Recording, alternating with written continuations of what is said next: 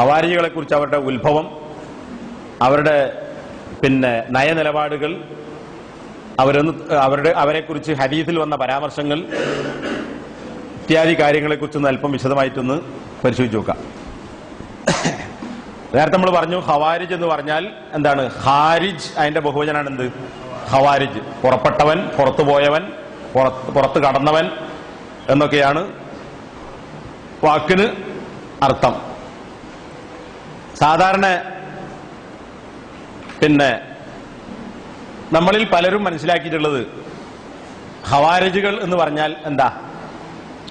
ചിലപ്പോഴൊക്കെ നമ്മളെ ആളുകളുടെ പ്രസംഗത്തിൽ പുറത്തു വരാറുള്ളതും ഖവാരിജുകൾ എന്ന് പറഞ്ഞാൽ എന്താ? ഇസ്ലാമിൽ നിന്ന് പുറത്തുപോയവർ, അങ്ങനെയാണ് മൊത്തത്തിൽ വിശദീകരിക്കപ്പെടാറുള്ളത്.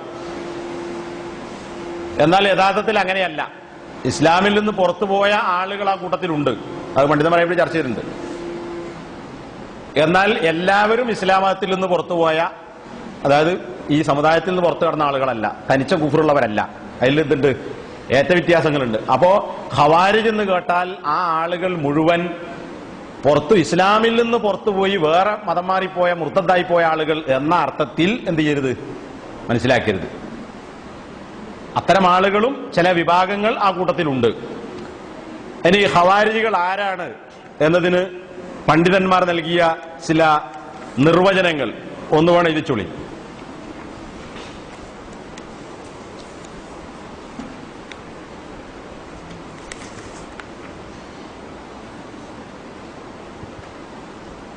മുഹമ്മദ് ബിൻ അബ്ദുൽ കരീം അഷ്ശഹ്റിസ്ഥാനി അയാൾ പറഞ്ഞ അഭിപ്രായമാണ്. മുഹമ്മദ് ബിൻ അബ്ദുൽ കരീം ഈ വിഷയത്തിൽ ഗ്രന്ഥം എഴുതിയിട്ടുള്ള ഒരാളാണ്. മുഹമ്മദ് ബിൻ അബ്ദുൽ കരീം അഷ്ശഹ്റിസ്ഥാനി എന്ന് പറഞ്ഞ ആള്. അൽ മിലലു വൻ നിഹൽ എന്നാണ് ആ ബുക്ക്. ഇത് മുസ്ലിങ്ങളുടെ കൂട്ടത്തിലുള്ള വിഭാഗങ്ങൾ മാത്രമല്ല, ലോകത്തുള്ള എല്ലാ മതങ്ങളിലുള്ള കക്ഷികളെ കുറിച്ചുള്ള ചർച്ചകളുണ്ട്. ഇത് ഇതിന്റെ ഇംഗ്ലീഷ് ട്രാൻസ്ലേഷൻ ഉണ്ടോ എന്നുള്ളത് എനിക്കറിയില്ല. അൽ മിലലു വൻ നിഹൽ, അൽ മിലൽ വൻ നിഹൽ. മുഹമ്മദ് ബിൻ അബ്ദുൽ കരീം അഷ്ശഹ്റിസ്ഥാനി അറിയപ്പെടുന്നത് അങ്ങനെയാണ്. ഷഹ്റിസ്ഥാനി എന്ന് അറിയപ്പെടുന്നത്. ഷഹ്റിസ്ഥാനി, അൽ മിലലു വൻ നിഹലു.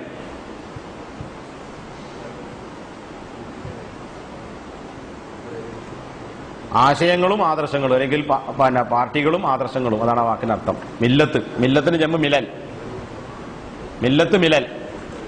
മറ്റത് നിഹൽ, ആശയങ്ങൾ ആദർശങ്ങൾ. അപ്പൊ അതിൽ അദ്ദേഹം പറയുന്നത് മുസ്ലിങ്ങൾ ഏകോപിച്ച്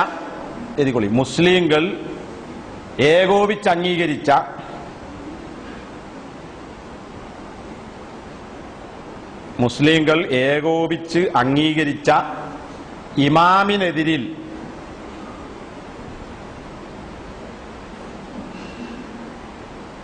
രംഗത്ത് വരുന്നവർ,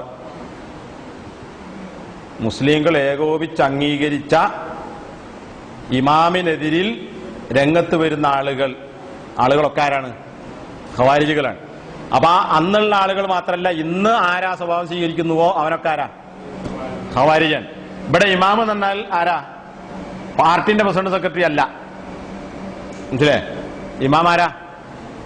മുസ്ലിങ്ങളുടെ ഭരണാധികാരി. ആ ഭരണാധികാരി ജനങ്ങളോ ആ നാട്ടിലെ ആളുകളൊക്കെ അംഗീകരിച്ച ഒരാളെ ഭരണാധികാരിയായി തെരഞ്ഞെടുത്തു. എന്നാ അയാൾക്കെതിരിൽ എന്ത് ചെയ്യാൻ പാടില്ല? അഹ്ലുസുന്നത്തിന്റെ വിശ്വാസം എന്താ? അയാൾക്കെതിരിൽ എന്ത് ചെയ്യരുത്? വിപ്ലവം ഉണ്ടാക്കരുത്. എന്ത് ചെയ്യണം? പ്രശ്നങ്ങളുണ്ടെങ്കിൽ അവരുടെ അടുക്കൽ പോയി എന്ത് ചെയ്യണം? ഉപദേശിക്കണം. ഇവിടെ മൈക്കട്ടി പ്രസംഗിക്കാൻ പാടില്ല, കവലപ്രസംഗം നടത്താൻ പാടില്ല, പൊതുസമ്മേളനം നടത്തിയിട്ട് വിപ്ലവം ഉണ്ടാക്കാൻ പാടില്ല. ഏത് മുസ്ലിം ഭരണാധികാരിക്ക് എതിരിൽ ചാക്ക ദുർവ്യാഖ്യാനിക്കും. കലിമത്ത് ഹഖ്നിന്റെ സുൽത്താനിൻ ജായർ, അക്രമിയായ ഭരണാധികാരിയുടെ അടുക്കൽ സത്യം തുറന്നു പറയലാണ് എന്ത് ഏറ്റവും വലിയ ജിഹാദ് എന്ന് പറയും. അവിടെ അതിനുപയോഗിച്ച വാക്ക് മറക്കും. എന്താ? പൊതുസമ്മേളനം നടത്താന്നല്ല, കവലപ്രസംഗമല്ല, ഇന്ത സുൽത്താനിൻ ജായർ എന്നാണ്. എവിടെ? ഭരണാധികാരിന്റെ കൊട്ടാരത്തിൽ ചെല്ലുക, അല്ലെങ്കിൽ അയാൾ താമസിക്കുന്നത് ചെല്ലുക, എന്നിട്ട് അയാളോട് പറയാ നിങ്ങളെ ഭരണത്തിൽ നിന്ന് പ്രശ്നങ്ങളുണ്ട്, അല്ലാതെ പൊതുസമ്മേളനം നടത്തി വിപ്ലവം ഉണ്ടാക്കാൻ പാടില്ല. അയാൾ അടുത്ത് പോയിട്ട് പറയണമെന്നാണ്. അതാണ് ഭരണാധികാരിയോട് കാണിക്കേണ്ട സമീപനം. ഇനി ഭരണാധികാരികൾ കുഫ്ർ ബവാഹ്, വ്യക്തമായ കുഫ്ർ പ്രകടിപ്പിക്കാത്ത കാലത്തോളം എന്ത് ചെയ്യാൻ പാടില്ല, അവർക്കെതിരിൽ ക്ഷമിച്ച് ഒതുങ്ങി കഴിഞ്ഞോളി എന്ന് പറഞ്ഞത്.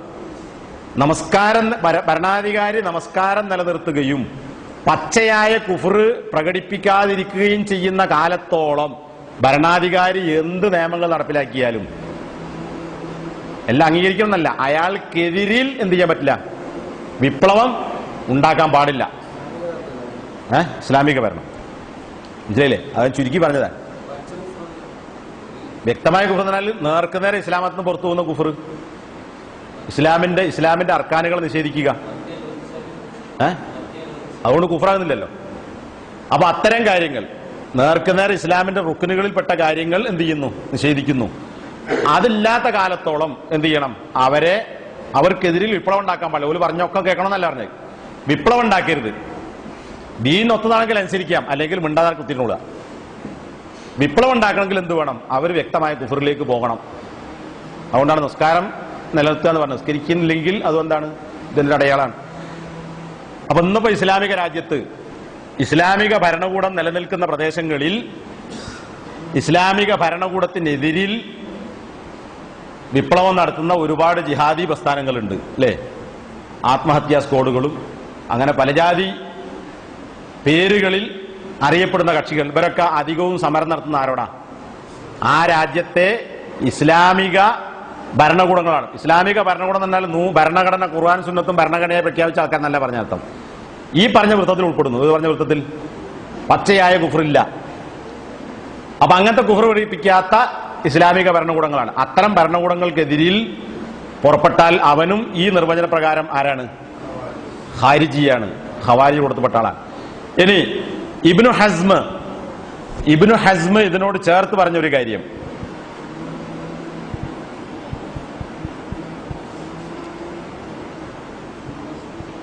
ഇവിടെ എന്താ പറഞ്ഞത്? മുസ്ലിങ്ങൾ അംഗീകരിച്ച ഭരണാധികാരിക്കെതിരിൽ പുറത്തു വരുന്ന ആളുകൾ. അതിന്റെ കൂടെ ഇബ്നു ഹസ്മ പറഞ്ഞു, തഹ്കീമിനെ, അതായത് ഖുർആനും സുന്നത്തിനെയും എന്താക്കുക, ഖുർആനും സുന്നത്തിനെയും വിധികർത്താവായി സ്വീകരിക്കുക. അതിനെ എതിർത്താൽ, ഖുർആൻ സുന്നത്തൊക്കെ നടക്കട്ടെ, നമ്മൾ പറഞ്ഞ നോക്കുക എന്നുള്ളത് ആണ്. ഖുർആനും സുന്നത്തിനെയും വിധികർത്താവാക്കുന്നതിനെ എതിർക്കുക.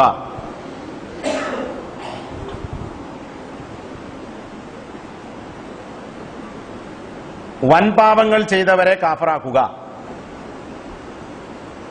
സബൂൽ മുബിഖാത്തിൽ എണ്ണിയ കാര്യങ്ങളുണ്ടല്ലോ. സബൂൽ മുബിഖാത്ത് എന്നാൽ വൻപാപങ്ങൾ എന്ന് പറഞ്ഞാൽ ആ 7 സംഗതികൾ മാത്രമല്ല എന്നാണ് നമ്മൾ 7 എണ്ണി പഠിച്ചത്. എന്നാൽ ഇമാം ദഹബിയെ പോലുള്ള ആളുകൾ കബായർ തന്റെ പുസ്തകം തന്നെ എഴുതിയിട്ടുണ്ട്. ഒരുപാട് കാര്യങ്ങൾ അതിൽ എണ്ണി പറഞ്ഞിട്ടുണ്ട്. 10, 20, 30, 40 എന്നല്ല. അപ്പോ കബായറുകൾ, വൻപാപങ്ങൾ ചെയ്ത ആളെ കാഫറാക്കുക. ഇത്തം വൻപാപം ചെയ്താൽ ഓനെന്തായി? ഓ മുസ്ലിം അല്ല, ഓൻ കാഫറായി. അങ്ങനെ ഒരുത്തം പറഞ്ഞാൽ അത് എന്തിന്റെ അടയാളമാണ്? ഖവാരികളുടെ അടയാളമാണ്. പിന്നെ വൻപാപി ശാശ്വതമായി നരകത്തിലാണ്. വൻപാപം ചെയ്തവൻ ഓൻ എല്ലാ കാലത്തും നരകത്തിലാണ്.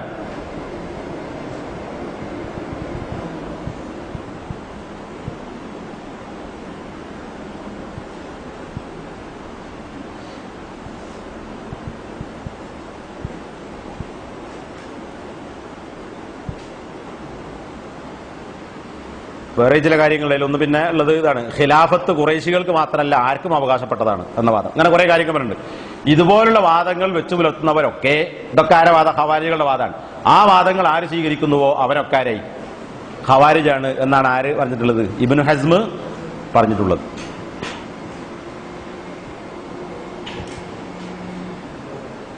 അപ്പൊ ഇതൊരു ആദർശ പ്രസ്ഥാനമാണ്.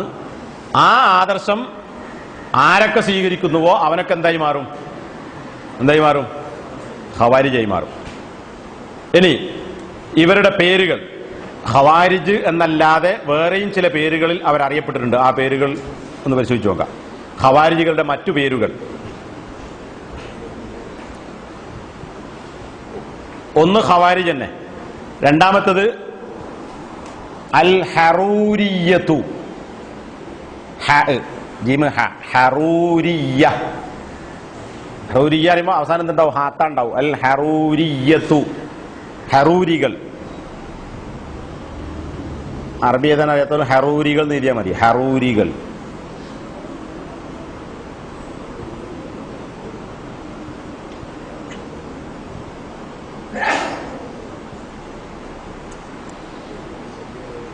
അതായത് ഇത് ഹറോറ എന്നുള്ളത് ഒരു സ്ഥലത്തിന്റെ പേരാണ്.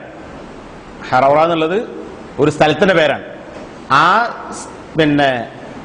സ്ഥലത്തായിരുന്നു അലി റളിയല്ലാഹു അൻഹുവിനെതിരിൽ ഖവാരിജകൾ ആദ്യമായി സംഘടിച്ചത്. മനസ്സിലെ? അലിക്കെതിരിൽ പുറപ്പെട്ട ആളുകളാണ് ആര്? ഖവാരിജകൾ. അപ്പൊ ആ അലി റളിയല്ലാഹു അൻഹുവിനെതിരിൽ യുദ്ധത്തിന് വേണ്ടി സംഘടിച്ച് ഒരുമിച്ച് കൂടിയത് ഈ പറഞ്ഞ സ്ഥലത്താണ്. അതുകൊണ്ടാണ് ആ സ്ഥലത്തേക്ക് ചേർത്ത് ഹറൂരിയ എന്ന് ഇവരറിയപ്പെടുന്നത്. മനസ്സിലായോ? അപ്പൊ ഒന്ന് ഖവാരിജ്, രണ്ട് ഹറൂരിയ, മൂന്ന് ഷുറാത്ത്. അഷുറാത്ത്, ഷീന് റാ അലിഫ് ഹാത്ത, കെട്ടുള്ള പുള്ളിയിലെത്ത. ഷുറാത്ത്. ഷുറാത്ത് എന്ന് പറഞ്ഞാൽ വിറ്റവർ എന്നാ വാക്കിനർത്ഥം. വിറ്റവർ. എന്ത് വിറ്റവര്? ആദർശം വിറ്റവരല്ല. ഓരോ വാദം അനുസരിച്ച് ഇതൊക്കെ അവർ അംഗീകരിച്ച പേരുകളാണ്. തങ്ങളുടെ ശരീരത്തെ സ്വർഗത്തിന് പകരം അള്ളാഹുവിന് വിറ്റവർ. അള്ളാഹ് വിലക്ക് വാങ്ങിയതില്ലേ? നിങ്ങളുടെ ശരീരത്തെയും സമ്പത്തിനെയും അള്ളാഹു ചെയ്തിരിക്കുന്നു. ഖുർആനിലായത്തല്ലേ? അള്ളാഹു നിങ്ങളുടെ ധനവും സ്വത്തും വിലക്ക് വാങ്ങിയിരിക്കുന്നു. എന്താ പകരം? ബി അന്ന ലഹുമുൽ ജന്ന, പകരം സ്വർഗമുണ്ട്. അപ്പൊ അവര് പറഞ്ഞു ഞങ്ങളാണ് അതിന്റെ ആൾക്കാർ. ഞങ്ങൾ ഞങ്ങളുടെ ശരീരവും സ്വത്തും ഒക്കെ വിറ്റു. ആർക്ക് വിറ്റു? അള്ളാഹ്ക്ക് വിറ്റു. പകരം എന്താ? അള്ളാഹു സ്വർഗം തരും. അപ്പൊ ആ ഷുറാത്ത്, ശരീരവും സ്വത്തും അള്ളാഹ്ക്ക് വിറ്റ ആളുകളാണ് ആര്? ഞങ്ങൾ. അതാണ് ഷുറാത്ത്. അപ്പൊ ഇതും അവരുടെ ഒരു പേരാണ്, ഷുറാത്ത്. 5, 4 അൽ മുഹക്കിമ, മുഹക്കിമത്ത്. മുഹക്കിമത്ത്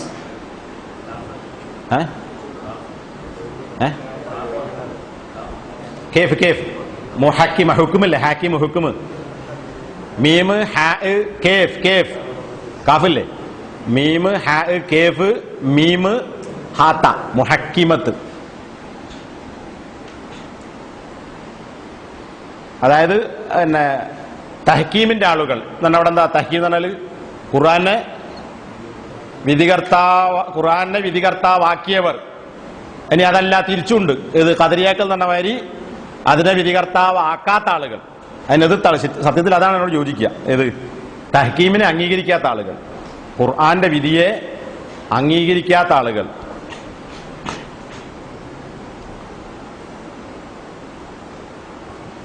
5 നവാസിബ്.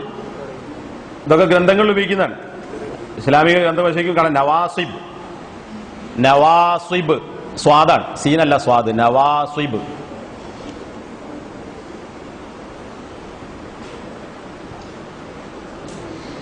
അതും ബഹുവചനാണ്. നവാസിബ് എന്ന് പറഞ്ഞാൽ നസബ എന്ന് പറഞ്ഞാൽ നാട്ടുക എന്നാണ്. പ്രതിഷ്ഠിക്കുക, സ്ഥാപിക്കുക. പൈതാ ഫറഹത്ത ഫൻസബില്ലേ? പൈതാ ഫറഹത്ത ഫൻസബ്. അവിടെ നസിബ യൻസബാണ്, അധ്വാനിക്കുക, പ്രവർത്തിക്കുക എന്നാണ്. നസബ യൻസിബ് എന്ന് പറഞ്ഞാൽ നാട്ടുക, പ്രതിഷ്ഠിക്കുക എന്നാണ്. അപ്പൊ നവാസിബ് എന്ന് പറഞ്ഞാൽ സ്ഥാപിച്ച ആളുകൾ, പ്രതിഷ്ഠിച്ച ആളുകൾ. എന്ത്? അലി റളിയല്ലാഹു അൻഹുവിനോട് ശത്രുത എന്ത് ചെയ്തു? സ്ഥാപിച്ച ആളുകൾ. അലിയോട് ശത്രുത സ്ഥാപിച്ചവർ. അതാണ് നവാസിബ്. അലിയോടും അലിയുടെ കുടുംബത്തോടും നവാസിബ്.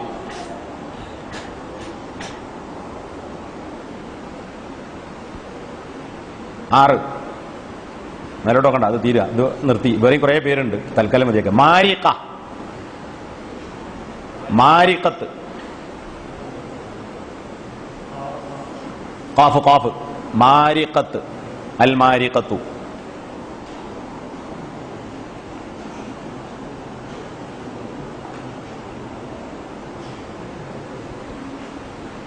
മാരിഖന മതത്തിൽ നിന്ന് പുറത്തുപോയവർ. മതത്തിൽ നിന്ന് പുറത്തുപോയവർ.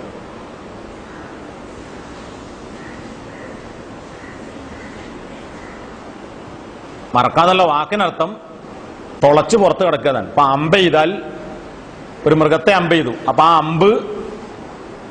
അമ്പേറ്റ മൃഗത്തെ തുളച്ചിട്ട് എന്ത് ചെയ്തു? അപ്പുറം കടന്ന് ചാടിപ്പോയി. അപ്പൊ വെടിവെച്ച ഉണ്ട ശരീരം തുളച്ചിട്ട് അപ്പുറം ചാടിപ്പോല്ലേ, അതുപോലെ അമ്പ് ഉള്ളിൽ കൂടി കയറി അപ്പുറം ചാടിപ്പോവുക. അതിനാണ് എന്ത് പറയുക ശരിക്കും? മറക്ക. അതാണ് വാക്കിനർത്ഥം. ഇവിടെ മാരിക്കാൻ നബിൽ എന്ത് തുളച്ച് കടന്നുപോയി? ഇസ്ലാമിന്റെ നിയമങ്ങളിൽ ഇസ്ലാമിന്റെ വിശ്വാസത്തെ അതിന്റെ ഉള്ളിൽ കയറി കടന്ന് തുളച്ചിട്ട് അതിന്റെ ഉള്ളിൽ നിന്നില്ല, പിന്നെ അവിടെ പോയി അപ്പുറം കടന്നുപോയി. അതാണ് മാരിക്കത്ത്. ഈ മാരിക്കത്ത് എന്ന പേരൊഴിച്ച് ബാക്കി പേരുകളൊക്കെ അവർ അംഗീകരിച്ച പേരുകളാണ്. ആര്? ഖവാരിജികൾ. മാരിക്കത്ത് എന്നുള്ളത് അഹ്ലുസുന്നത്തിന്റെ ആളുകൾ അവർക്കതിലിട്ടതാണ്. ഹദീത്തിന്റെ പ്രയോഗം അനുസരിച്ച് അവർക്കിട്ട പേരാണ് മാരിക്കത്ത്. അത് അവരംഗീകരിച്ചതല്ല. കാരണം എന്താ? പുറത്തു പോകാണല്ലോ. മനസ്സിലായില്ലേ? അപ്പൊ എന്തൊക്കെ വന്നു? ഖവാരിജ്. പറയും. പിന്നെ ഹറൂരിയ. എന്താ ഹറൂരിയ എന്നാല്? ഒരു സ്ഥലത്തേക്ക്, അതായത് ഇവര് അലിക്കെതിരിൽ സംഘടിച്ച സ്ഥലത്തിന്റെ പേരാണ്. ആ സ്ഥലത്തിലേക്ക് ചേർത്തുകൊണ്ടാണ് ഇത്. ആയിഷാർജന്റെ ഹദീസിൽ തന്നെ കാണാം. എന്ത് കേട്ടുണ്ടോ? ഈ ഹറൂരിയാണെന്ന് ചോദിക്കുന്നത് എന്താ? ആർത്തവകാലത്ത് ഒഴിവായിപ്പോയ നിസ്കാരം വീട്ടണ്ടേ എന്ന് വന്ന് ചോദിക്കാൻ. അപ്പൊ ആയിഷവി ചോദിക്കാൻ, ഈ ഹറൂരിയാണോ എന്നാ? ഹവാരിയുടെ ഉൾപ്പെട്ട ആളാണ്. ഓൾക്ക് അങ്ങനെ വാദം ഉണ്ടായിരുന്നു. പിന്നെ മൂന്നാമത്തത് ഷുറാത്ത്. എന്താർത്ഥം? വിറ്റവർ. എന്ത് വിറ്റവർ? ശരീരവും സ്വത്തും അള്ളാഹുവിന് വേണ്ടി സ്വർഗത്തിന് പകരം വിറ്റവർ. പിന്നെ മുഹക്കിമ, തഹ്കീമിനെ എതിർത്ത ആളുകൾ. രണ്ടും പറയാ. അംഗീകരിച്ച ആളുകൾ യഥാർത്ഥത്തിൽ എന്താ ചെയ്തത്? തഹ്കീമിനെ എതിർക്കുക ചെയ്തത്. ഖുർആനെ വിധികർത്താവാക്കുക എന്ന കാര്യത്തെ എതിർത്തവരാണ്. പിന്നെ അടുത്തത് നവാസിബ്. നിങ്ങൾ കൊണ്ട് പറയിപ്പിന് നിങ്ങൾ മനസ്സിലാക്കാൻ വേണ്ടിയിട്ടാണ്. ക്ലാസ്സാണല്ലോ, പ്രസംഗമല്ലല്ലോ. നവാസിബ് എന്താണ്? പ്രതിഷ്ഠിച്ച ആളുകൾ, സ്ഥാപിച്ച ആളുകൾ. എന്ത്? അലി റളിയല്ലാഹു അൻഹുവിനോട് ശത്രുത സ്ഥാപിച്ച ആളുകൾ. അതാണ് നവാസിബ്. പിന്നെ മാരിക്ക. എന്താ മാരിക്കയുടെ വാക്കിനർത്ഥം? തുളച്ചു പുറത്ത് കടന്നു പോയവർ എന്നാണ്. ഈ വാക്ക് നമ്മുടെ കേരളത്തിൽ കോളൊക്കെ ഉണ്ടാക്കിയൊരു വാക്കാണ്. ഇത് ഈ വാക്കല്ല, മറക്ക എന്നുള്ള വാക്ക്. എന്താണ്? ഓർക്കണ്ടായിരിക്കും. ഹുസൈൻ മടവൂർ നമ്മളെ സംഘടനാ പ്രശ്നം ഉണ്ടായില്ലേ? സംഘടനാ പ്രശ്നത്തിൽ പിന്നെ മടവൂരികൾ പുറത്തുപോയി. അപ്പോൾ ഹുസൈൻ മടവൂരിനെതിരിൽ ഉണ്ടാക്കിയ ചാർജ് ഷീറ്റ്, ആ ചാർജ് ഷീറ്റിന് അറബിയിൽ കത്തുണ്ടാക്കി. ആ കത്തിൽ ഉപയോഗിച്ച വാക്ക് മറക്ക എന്ന വാക്ക് ഉപയോഗിച്ചു ഹുസൈൻ മടവൂരിനെ കുറിച്ച്. എന്താണ് ഇത്? അറബി അറിയണേ മനസ്സിലാവുള്ളൂ. മറക്ക എന്ന വാക്ക്. ഈ മറക്ക എന്നുള്ള വാക്ക് നബി ആരെ കുറിച്ച് ഉപയോഗിച്ചതാ? ഈ ആളുകളെ കുറിച്ച് ഉപയോഗിച്ചതാണ്. അപ്പൊ മറക്ക. അപ്പൊ ഹുസൈൻ മടവൂരിനെ എന്താക്കി? ഖവാരിജാക്കി, കാഫറാക്കി എന്ന് മടവൂരിന്റെ ആളുകൾ ഇവരെ കുറിച്ച് ഇങ്ങോട്ട് ഉന്നയിച്ചു. അന്ന് നമ്മളൊക്കെ കൊണ്ടുവരുന്ന ആൾക്കാരാണല്ലോ. ഏരിയ ആൾക്കാരോ? ഏരിയയിൽ ഒന്ന് രണ്ട് വലിയ ഉസ്താദന്മാർക്കാണ് പങ്ക. രണ്ടാളും നമ്മളെ കൂടെ അല്ല. രണ്ട് കൊമ്പത്തുമാണ്. രണ്ട് ബ്രദേഴ്സാണ്. പോട്ടെ, ആളെ പേര് ഞാൻ പറയില്ല. അപ്പോ ആ വാക്ക് പദം ഉപയോഗിച്ച ആൾക്കാർ ഞങ്ങൾ അങ്ങനെ ഉദ്ദേശിച്ചിട്ടില്ല. പിന്നെന്താണ്? അത് ഈ സംഘടന വിട്ട് പുറത്തു പോയി എന്ന് ഞങ്ങൾ ഉദ്ദേശിച്ചിട്ടുള്ളൂ എന്ന് എഴുതിയ ആളുകളും ന്യായീകരിച്ചു. എനിക്കറിയാം, ഇടവണ്ണ ജാമ്യയിൽ വെച്ചിട്ട് ഈ വാക്ക് ഉപയോഗിച്ചു എന്ന ആ പദവുമായി ബന്ധപ്പെട്ട് രണ്ട് അധ്യാപകർ തമ്മിൽ വാദപ്രയോഗം നടക്കുകയും ഒരാൾ അവിടെ ജോലി രാജിവെച്ച് പോകാൻ വരെ കാരണമാകുകയും ചെയ്തിട്ടുണ്ട്. അന്ന് ഞാനന്ന് അവിടെ ഉള്ള സമയത്താണ്. പോട്ടെ. അപ്പൊ വാക്ക് നമ്മൾ കേട്ടിട്ട് ഇത് സ്വയം വിളിച്ചത് ഈ ആദ്യം ഇതല്ലാത്തതൊക്കെ ഒരു അംഗീകരിച്ചതാണ്. ബാക്കിയൊക്കെ അംഗീകരിച്ചാണ്. ബാക്കി 5 പേരും ഇത് അവരുടെ എതിരാളികൾ. അതാരാ? അഹ്ലു സുന്നത്ത് ജമാഅത്തിന്റെ ആളുകൾ, സുന്നത്ത് ജമാഅത്തിന്റെ ആളുകൾ ഹദീസിന്റെ പ്രയോഗം അനുസരിച്ച്. കാരണം ഹദീസിൽ ആ വാക്ക് വന്നിട്ടുണ്ട്. പിന്നെ സ്വീകരിക്കാം.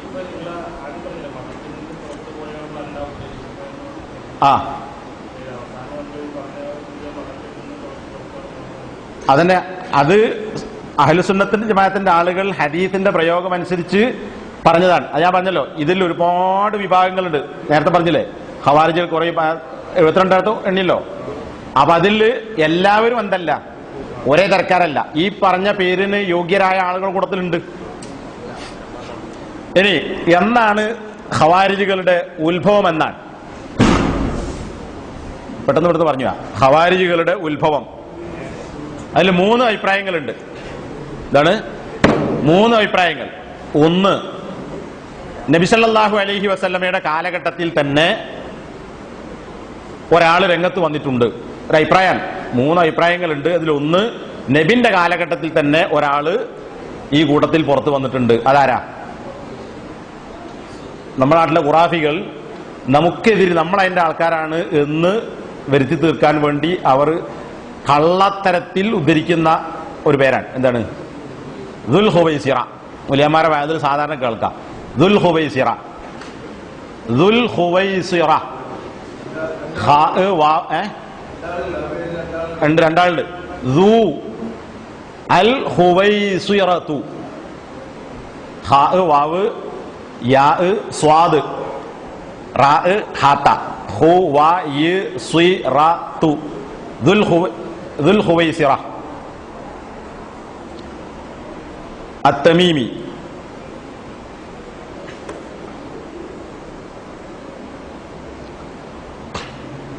ദുൽ ഖുവൈസിറ, ദുൽ ഖുവൈസിറത്തു തമീമി, ദുൽ ഖുവൈസിറത്തി തമീമി. ഇത് നബി സല്ലല്ലാഹു അലൈഹി വസല്ലമ ഒരു യുദ്ധാനന്തര അല്ലെങ്കിൽ മുസ്ലിങ്ങൾക്ക് കിട്ടിയ ഫൈഅ്, ശത്രുക്കളിൽ നിന്ന് കിട്ടിയ സ്വത്ത്, അത് നിങ്ങൾ കേട്ടിട്ടുണ്ടാവും. സ്വത്ത് കിട്ടി, നബി അത് ചില ആളുകൾക്ക് എന്ത് ചെയ്തു? ചില വിഭാഗങ്ങൾക്ക് ഓഹരി വെച്ചു കൊടുത്തു. അപ്പൊ ഇയാൾ പറഞ്ഞു, എഴുതില്ല യാ മുഹമ്മദ്. കേട്ടിട്ടുണ്ടാവും. മുഹമ്മദേ, യാതൊരു മര്യാദയല്ല, മുഹമ്മദേ നീതി കാണിക്കണം എന്ന് പറഞ്ഞു. അപ്പൊ നബി ചോദിച്ചു, ഞാൻ നീതി കാണിച്ചില്ലെങ്കിൽ പിന്നെ ആരാണ് നീതി കാണിക്കുക? അപ്പൊ ഉമർ റളിയല്ലാഹു അൻഹു പറഞ്ഞു, ഒരു റിപ്പോർട്ടിൽ ഉമർന്നുണ്ട്, വേറെ ചില റിപ്പോർട്ടിൽ ഒരാൾ പറഞ്ഞുന്നുണ്ട്. ഉമർ റളിയല്ലാഹു അൻഹു പറഞ്ഞു, നബിയെ നിങ്ങൾ അനുവാദം തന്നാൽ അവനെ ഞാൻ വെട്ടാം. അപ്പൊ നബി സല്ലല്ലാഹു അലൈഹി വസല്ലം പറഞ്ഞു, വേണ്ട, അവനെ വിട്ടേക്ക്, വിട്ടേക്ക്. അവന്റെ പിന്നിൽ ചില ആളുകൾ വരാനുണ്ട്. എന്നിട്ട് ഇവരുടെ ചില അടയാളങ്ങൾ നബി സല്ലല്ലാഹു അലൈഹി വസല്ലം പറഞ്ഞു. ഖവാരികൾ അടയാളങ്ങൾ നമുക്ക് ശേഷം വിശദീകരിക്കാം. ഈ ദുൽ ഖുവൈസിറ എന്താണ്? അന്നാണ് ഖവാരികളുടെ ആദ്യത്തെ പുറപ്പാട്. ഇതാണ് ഒരു വാദം. പക്ഷെ അതിനെ ആളുകൾ ഗണ്ണിച്ചിട്ടുണ്ട്. എന്താ? ഇവിടെ നമ്മൾ ഉദ്ദേശിക്കുന്ന ഖവാരിജ് എന്ന് പറയുന്നത് എന്താണ്? ഒരു പ്രത്യേക ആശയാദർശങ്ങളുള്ള ഒരു വിഭാഗമാണ്. ഇയാളോ, ഈ ദുൽ ഖുവൈസിറയോ എന്തല്ല? അയാളൊരു പ്രത്യേകമായ ആശയവുമായി പ്രത്യേകമായ ഒരു ആദർശവുമായി രംഗത്ത് വന്ന ആളല്ല. അയാൾ ഈ ശത്രുക്കളിൽ നിന്ന് കിട്ടിയ ഫൈഅ് ഓഹരി വെക്കുമ്പോ നബി അത് എല്ലാവർക്കും കൊടുത്തില്ല. കാരണം യുദ്ധത്തിൽ കിട്ടിയ സ്വത്തല്ല, ഗനീമത്തല്ല, ഫൈ ആണ്. ഗനീമത്താണെങ്കിൽ പട്ടാളക്കാർക്കും എല്ലാവർക്കും കൊടുക്കും, പങ്കെടുത്തവർക്കൊക്കെ. അപ്പൊ ഇത് നബി ചില പ്രത്യേക ആളുകൾക്ക് കൊടുത്തു. അപ്പൊ അതിൽ കോപാകുലനായ ആള്, തനിക്ക് കിട്ടിയില്ല എന്നതുകൊണ്ട് നബിയോട് അയാളുടെ കോപം കാരണമായി കയറി സംസാരിച്ച ഒരാളാണ്. അപ്പൊ അതിനെ എന്ത് ചെയ്യേണ്ടതില്ല? ഒരു പ്രസ്ഥാനമാക്കി അവതരിപ്പിക്കേണ്ടതില്ല. ഇയാൾ ഇങ്ങനെ ഒരു സ്വഭാവം കാണിച്ചിട്ടുണ്ട് എന്നുള്ളത് ശരിയാണ്. അപ്പൊ ഒരു വാദം അതാണ്, അതിന്റെ മറുപടിയും ഇതാണ്. രണ്ടാമത്തേത്,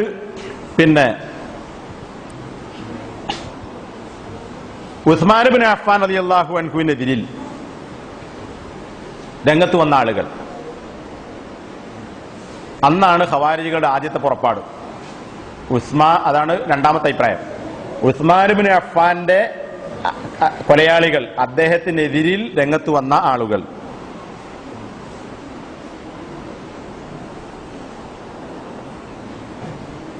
എന്നാൽ അതിനൊരു മറുപടി ഉണ്ട്. എന്താ? നേരത്തെ പറഞ്ഞതുപോലെ ഉസ്മാൻ ഇബ്നു അഫ്ഫാൻ റളിയല്ലാഹു അൻഹുവിനെതിരിൽ രംഗത്ത് വന്ന ആളുകൾ ഇന്ന് ഖവാരിജികൾക്ക് പിൽക്കാലത്തുണ്ടായ ആശയങ്ങളോ ആദർശങ്ങളോ അവർക്കുണ്ടായിരുന്നില്ല. അവര് രാജ്യത്തിന്റെ പല സ്ഥലങ്ങളിൽ നിന്ന് ഒരേ രീതിയിൽ, ഇന്നിപ്പോ അങ്ങനെയുള്ള സംഘടനാ ചാനൽ ഉപയോഗിച്ച് സംഘടനാ നേതൃത്വം ഉണ്ടാക്കുന്ന നുണ എല്ലാ യൂണിറ്റുകളിലും ഒരേ സമയത്ത് എത്തിക്കാൻ കഴിയും. മനസ്സിലല്ലേ? അതൊന്ന് സംഘടനാ സെറ്റപ്പിന്റെ ഗുണമാണ്, അല്ല ദോഷമാണ്, അല്ലെങ്കിൽ ഗുണം എന്ന് പറയാം, പ്രത്യേകത അല്ലെ? ഏത്? ഒരു സെക്കൻഡ് കൊണ്ട് അവരുണ്ടാക്കുന്ന നുണ എന്ത് ചെയ്യാൻ പറ്റും? എല്ലാ യൂണിറ്റിലേക്ക് എത്തിക്കുക. അങ്ങനെ എല്ലാ യൂണിറ്റിൽ നിന്നും ഒരേ സ്വരത്തിൽ ഒരേ ആളുകൾ പറയുമ്പോൾ എന്തായി? അതൊരു സത്യമാണ് എന്ന് ആളുകൾ തിരിച്ചരിക്കും. അങ്ങനെ ജൂതന്മാരുടെ സൃഷ്ടിയായി അബ്ദുല്ലാഹിബ്നു സബഇന്റെ നേതൃത്വത്തിൽ ഉണ്ടാക്കിയ ചില നുണ കൂട്ടായ്മകൾ, ചില യൂണിറ്റ് എന്ന് പറയാ, അത്തരം യൂണിറ്റുകൾ ഒന്നായി പ്രചരിപ്പിച്ച നുണയുടെ അടിസ്ഥാനത്തിൽ ഇസ്ലാമിക ഖിലാഫത്തിന്റെ പല കോണുകളിൽ നിന്ന് ഒരുമിച്ച് ഉസ്മാൻ ഇബ്നു അഫ്ഫാനെതിരിൽ കുറെ ആളുകൾ പുറപ്പെട്ടു. സഹാബികളൊക്കെ ഹജ്ജിന് പോയ സമയം നോക്കി. അവരാണ് ആരെ കൊല്ലുന്നത്? ഉസ്മാൻ ബിൻ അഫ്ഫാൻ റളിയല്ലാഹു അൻഹുവിനെ കൊല്ലുന്നത്. അപ്പൊ അവിടെ എന്താണ്? ഇപ്പറഞ്ഞ ആശയങ്ങളോ ആദർശങ്ങളോ അവർക്കില്ല. അവർ ഭരണത്തിൽ ഉസ്മാൻ ബിൻ അഫ്ഫാൻ റളിയല്ലാഹു അൻഹുവിനോടുള്ള എതിർപ്പ് കാരണത്താലും പിന്നെ ചില ജൂത അജണ്ടകൾ അവർക്കുണ്ട്. ആ ലക്ഷ്യത്തിന് വേണ്ടി എന്ത് ചെയ്തു? ഉസ്മാൻ ബിൻ അഫ്ഫാന് എതിരിൽ കലാപം ഉണ്ടാക്കിയവരാണ്.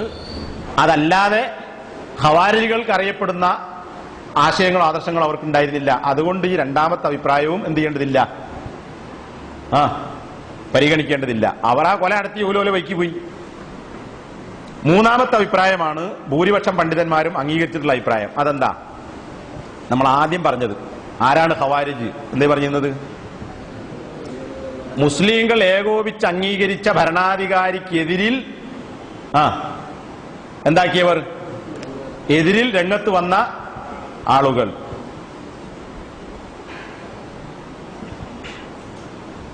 അതാണ് മൂന്നാമത്തെ അഭിപ്രായം. ഇവിടെ ഇമാം ആരാ? ഇമാം എന്ന് പറഞ്ഞാൽ ഭരണാധികാരി ആരാണ്? അമീർ ആരാ? അലിയാണ്. അപ്പൊ അലി റളിയല്ലാഹു അൻഹുവിനെതിരിൽ രംഗത്ത് വന്ന ആളുകളാണ് ആര്? ഖവാരിജികൾ. ഇതാണ് ഭൂരിപക്ഷം പണ്ഡിതന്മാർ സ്വീകരിച്ചിട്ടുള്ള അഭിപ്രായം. മൂന്ന് അഭിപ്രായം പറഞ്ഞു. ആദ്യത്തെ രണ്ടെണ്ണത്തിനുള്ള ഗണനവും പറഞ്ഞു. മൂന്നാമത്തതാണ് ഭൂരിപക്ഷം പണ്ഡിതന്മാരുടെയും അഭിപ്രായം. കാരണം അന്നാണ് ഒരു ആശയമായി, ഒരു പ്രസ്ഥാനമായി രൂപപ്പെടുകയും ഒരു പാർട്ടിയായി രൂപാന്തരം പ്രാപിക്കുകയും ചെയ്തിട്ടുള്ളത്.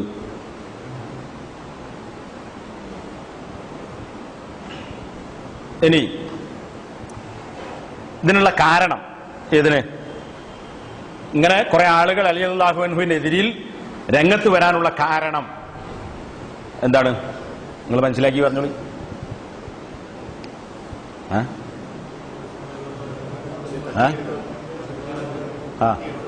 ഏത്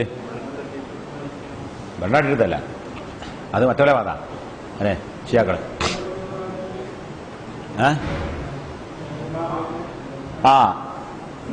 ഉസ്മാൻ ബിൻ അഫ്ഫാൻ റളിയല്ലാഹു അൻഹുവിനെ ഈ പറഞ്ഞ ആളുകൾ എന്ത് ചെയ്തു? വധിച്ചു. അതിനുശേഷം ആര് ഖലീഫയായി വന്നു? ഞാൻ ചുരുക്കി പറയട്ടോ. അതിനുശേഷം അലി റളിയല്ലാഹു അൻഹു ഖലീഫയായി വന്നു. അലി റളിയല്ലാഹു അൻഹുവിന്റെ ഖിലാഫത്ത് ഏറ്റെടുത്ത ഉടനെ ഉസ്മാൻ ബിൻ അഫ്ഫാന്റെ പിതൃവ്യ പുത്രനാണ്, ബന്ധത്തിൽപ്പെട്ട ആളാണ് ആര്? മുആവിയ റളിയല്ലാഹു അൻഹു. മുആവിയ എന്ന് പറയുമ്പോൾ ഏത് ചങ്ങായിന്റെ പേര് പറഞ്ഞവരെ സാധാരണ ആൾക്കാർ പറയാറുള്ളത്. മുആവിയനെ വളരെ വികൃതമായിട്ടാണ് ആളുകൾ അവതരിപ്പിച്ചിട്ടുള്ളത്. മുആവിയ സഹാബിയാണ്. നബിന്റെ വഹയ്യ് എഴുതി വെക്കുന്ന ആളുകളുടെ കൂട്ടത്തിൽ ഒരാളായിരുന്നു. അദ്ദേഹത്തെ ഒരു കുതന്ത്രക്കാരനായും സൂത്രക്കാരനായും അതുപോലെ തന്നെ വലിയ കുരുട്ട് കാണിച്ച ആളുമൊക്കെ ആയിട്ടാണ് സാധാരണ. അതുകൊണ്ട് തന്നെ ആരും എന്ത് ചെയ്യില്ല, മുആവിയ പറയുമ്പോൾ റളിയല്ലാഹുവിന് പറയാറില്ല. പക്ഷെ സഹാബിയാണ്, നബിന്റെ വഹയ്യ് രേഖപ്പെടുത്തിയ ആളാണ്. അതുകൊണ്ട് തന്നെ എന്ത് ചെയ്യണം? നമ്മുടെ മനസ്സിൽ അങ്ങനത്തെ ചിന്തൊന്നും വേണ്ട. മുആവിയ റളിയല്ലാഹു അൻഹു. അപ്പൊ മുആവിയ റളിയല്ലാഹു അൻഹു അതുപോലെ തന്നെ വേറെ ചില ആളുകളും പറഞ്ഞു എന്ത് ചെയ്യണം? ഉസ്മാൻ ബിൻ അഫ്ഫാൻ റളിയല്ലാഹു അൻഹുവിന്റെ ഘാതകരെ, കൊന്ന ആളുകളെ ഉടനെ പിടികൂടി പ്രതികാര നടപടി സ്വീകരിക്കണം. ഇതായിരുന്നു ആരുടെ നിർദ്ദേശം? മുആവിയ റളിയല്ലാഹു അൻഹുവിന്റെയും വേറെ പ്രമുഖരായ പല സഹാബികളുടെയും അഭിപ്രായം.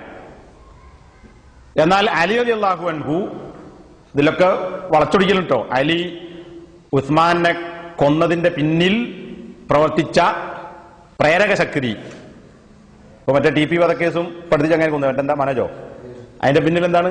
കൊന്നവരല്ല, ബേക്കിലാരുണ്ട്? വേറെ ആൾക്കാരല്ലേ പറഞ്ഞേ. അതുപോലെ ഉസ്മാൻ ബിൻ അഫ്ഫാന്റെ കൊന്ന ആളുകൾക്ക് പിന്നിൽ ചില ചാലക ശക്തിയുണ്ട്. ആ ചാലക ശക്തി ആരാ? അലി റളിയല്ലാഹു അൻഹു ആയിരുന്നു എന്നാരോപിക്കുന്ന അതൊക്കെ കെട്ടുകഥയാണ്, അടിസ്ഥാനമില്ലാത്ത വാദങ്ങളാണ്. അതുകൊണ്ടാണ് അലി റളിയല്ലാഹു അൻഹു എന്ത് ചെയ്തത്? ഉസ്മാൻ ബിൻ അഫ്ഫാന്റെ ഘാതകരെ പിടികൂടാതിരുന്നത്, പ്രതികാര നടപടി സ്വീകരിക്കാതിരുന്നത്. പൊള്ളവാദാണ്. എന്നാൽ മുആവിയ റളിയല്ലാഹു അൻഹു ഈ ആവശ്യം ഉന്നയിച്ചു. അലി റളിയല്ലാഹു അൻഹു പറഞ്ഞു ഘാതകരെ പിടികൂടാം, പക്ഷെ പെട്ടെന്ന് നടപ്പിലാക്കാൻ കഴിയില്ല, കുറച്ചും കൂടി എന്ത് ചെയ്യണം? സാവകാശം വേണം. അതെന്താ? അതിന് ഒരു കാരണം പറയുന്നത്, ഒന്ന്, ഉസ്മാൻ ബിൻ അഫ്ഫാൻ പ്രതിക്രിയ നടപ്പിലാക്കാൻ ശേഷിയില്ലാത്തത് കൊണ്ടല്ല. ചില ആളുകൾ എഴുതിയത് അങ്ങനെയാണ്. ഉസ്മാൻ ബിൻ അലി റളിയല്ലാഹു അൻഹുവിന് ഉസ്മാന്റെ ഘാതകരെ പിടികൂടാൻ എന്തുണ്ടായിരുന്നില്ല, ശക്തി ഉണ്ടായിരുന്നില്ല, അതുകൊണ്ട് വിട്ടതാണ്. അല്ല, ഇത് ഹിഖ്ബത്തും മിന താരീഖ് എന്ന് പറയുന്ന, ഇത് കുവൈത്തിലെ ഉസ്മാൻ ബിൻ ഖമീസ് എന്ന് പറയുന്ന ആള് 4 ഖലീഫമാരുടെ ചരിത്രം നുണകളൊക്കെ ഒഴിവാക്കിയിട്ട് സത്യസന്ധമായി വേർതിരിച്ചെഴുതിയ ഒരു പുസ്തകം. ഇതിന്റെ ഒരു ഭാഗത്ത് ചെറിയൊരു ഭാഷയിൽ പറയുന്നുണ്ട്. അപ്പോ കഴിവില്ലായ്മ കൊണ്ടല്ല. പിന്നെ അലി എന്തുകൊണ്ട് ഇവര് ഈ ഘാതകരെ പിടികൂടി കൊന്നാൽ പെട്ടെന്നൊരു പ്രതികാര നടപടി സ്വീകരിക്കുകയാണെങ്കിൽ എന്തുണ്ടായിത്തരും? അത് മുസ്ലിങ്ങൾക്കിടയിൽ കൂടുതൽ ഇപ്പം തന്നെ കുഴപ്പമുണ്ട്. ആ കുഴപ്പം എന്ത് ചെയ്യും? മൂർച്ഛിക്കും. അപ്പൊ രാജ്യത്തൊന്നായി കലാപങ്ങൾ നടക്കും. അതുകൊണ്ട് അദ്ദേഹം എന്ത് ചെയ്തു? ഒഴിവാക്കുകയല്ല, എന്ത് ചെയ്തു? അല്പം നീട്ടിവെച്ചു. പിന്നെ ഈ കൊലയാളികൾ ആര് എന്ന് കൃത്യമായി അറിഞ്ഞെങ്കിലേ അവർക്കെതിരിൽ എന്ത് ചെയ്യാൻ പറ്റുള്ളൂ? പ്രതികാര നടപടി സ്വീകരിക്കുക. ഏതെങ്കിലും എത്ര പിടിച്ചിട്ട് കൊല്ലാൻ പറ്റുമോ? ഇല്ല. അപ്പൊ ഇസ്ലാമിക ശരീഅത്തനുസരിച്ച് നടപ്പിലാക്കണമെങ്കിൽ ആരാണ് കൊലയാളികൾ എന്ന് കൃത്യമായി ബോധ്യപ്പെടണം. അത് കൃത്യമായി ബോധ്യപ്പെട്ടിട്ടില്ല. കാരണം എന്താ?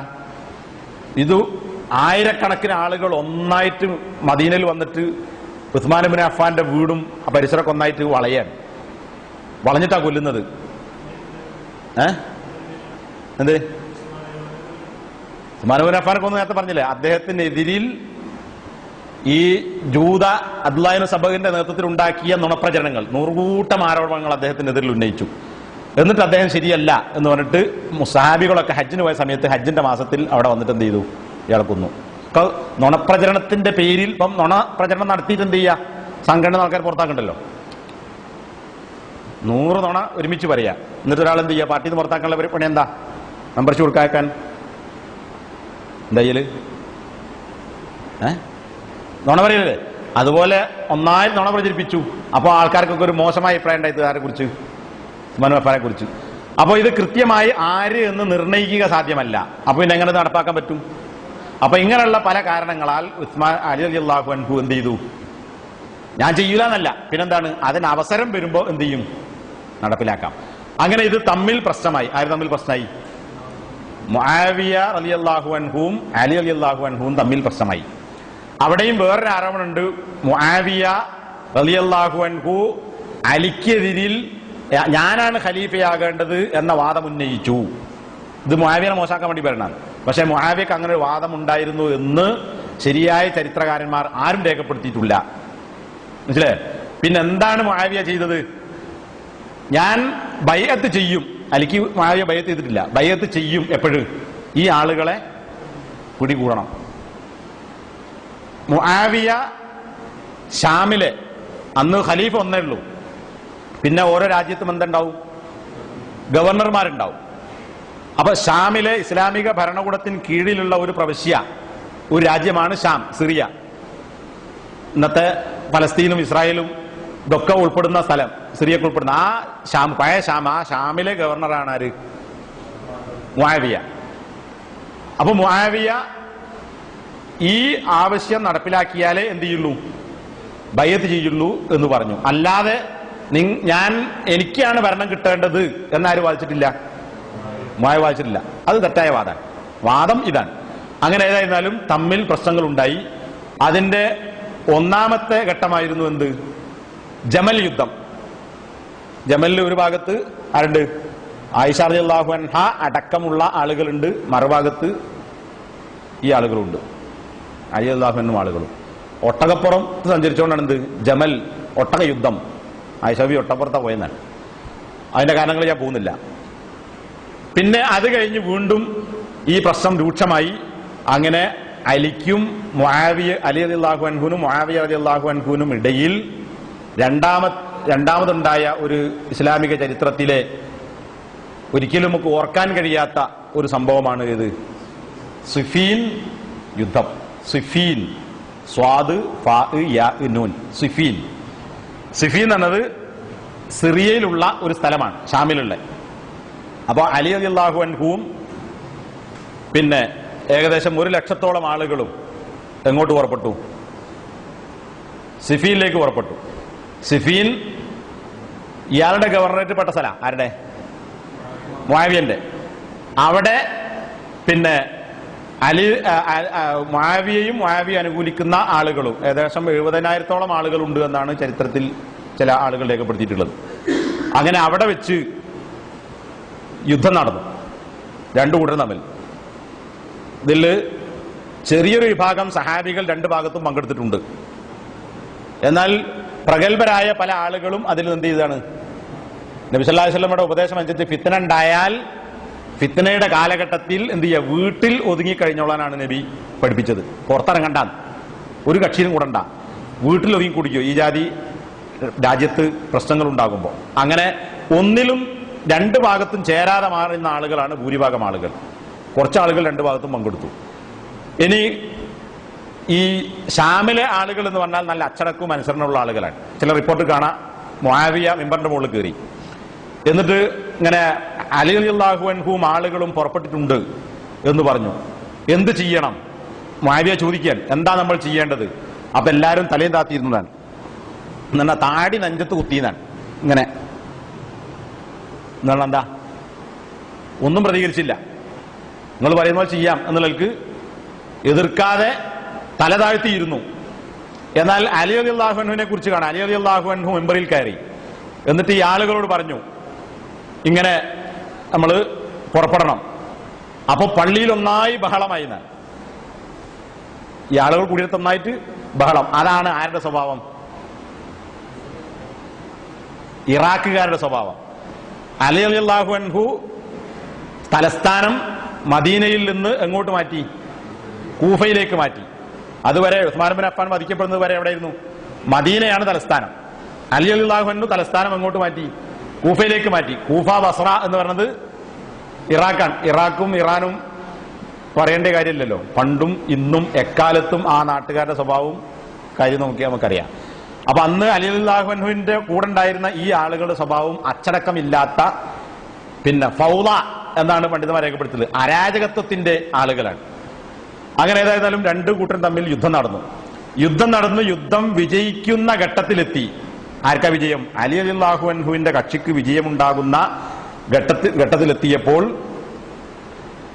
മറുപക്ഷം മുആവിയ റളിയല്ലാഹു അൻഹുവിന്റെ കൂടെയുള്ള ആളുകൾ ഒരു തീരുമാനത്തിലെത്തി. മുആവിയ അംർ ഇബ്നുൽ ആസ് പ്രഗത്ഭനായ സഹാബിയാണ്, അദ്ദേഹവുമായി കൂടിയാലോചിച്ചു എന്ത് ചെയ്യണം. അപ്പൊ അവർ തീരുമാനത്തിലെത്തി. കുന്തങ്ങളുടെ അറ്റത്ത്, യുദ്ധം ആരംഭിക്കുന്ന കുന്തങ്ങളുടെ അറ്റത്ത് മുസ്ഹഫ് ഇങ്ങനെ പൊന്തിക്കുക.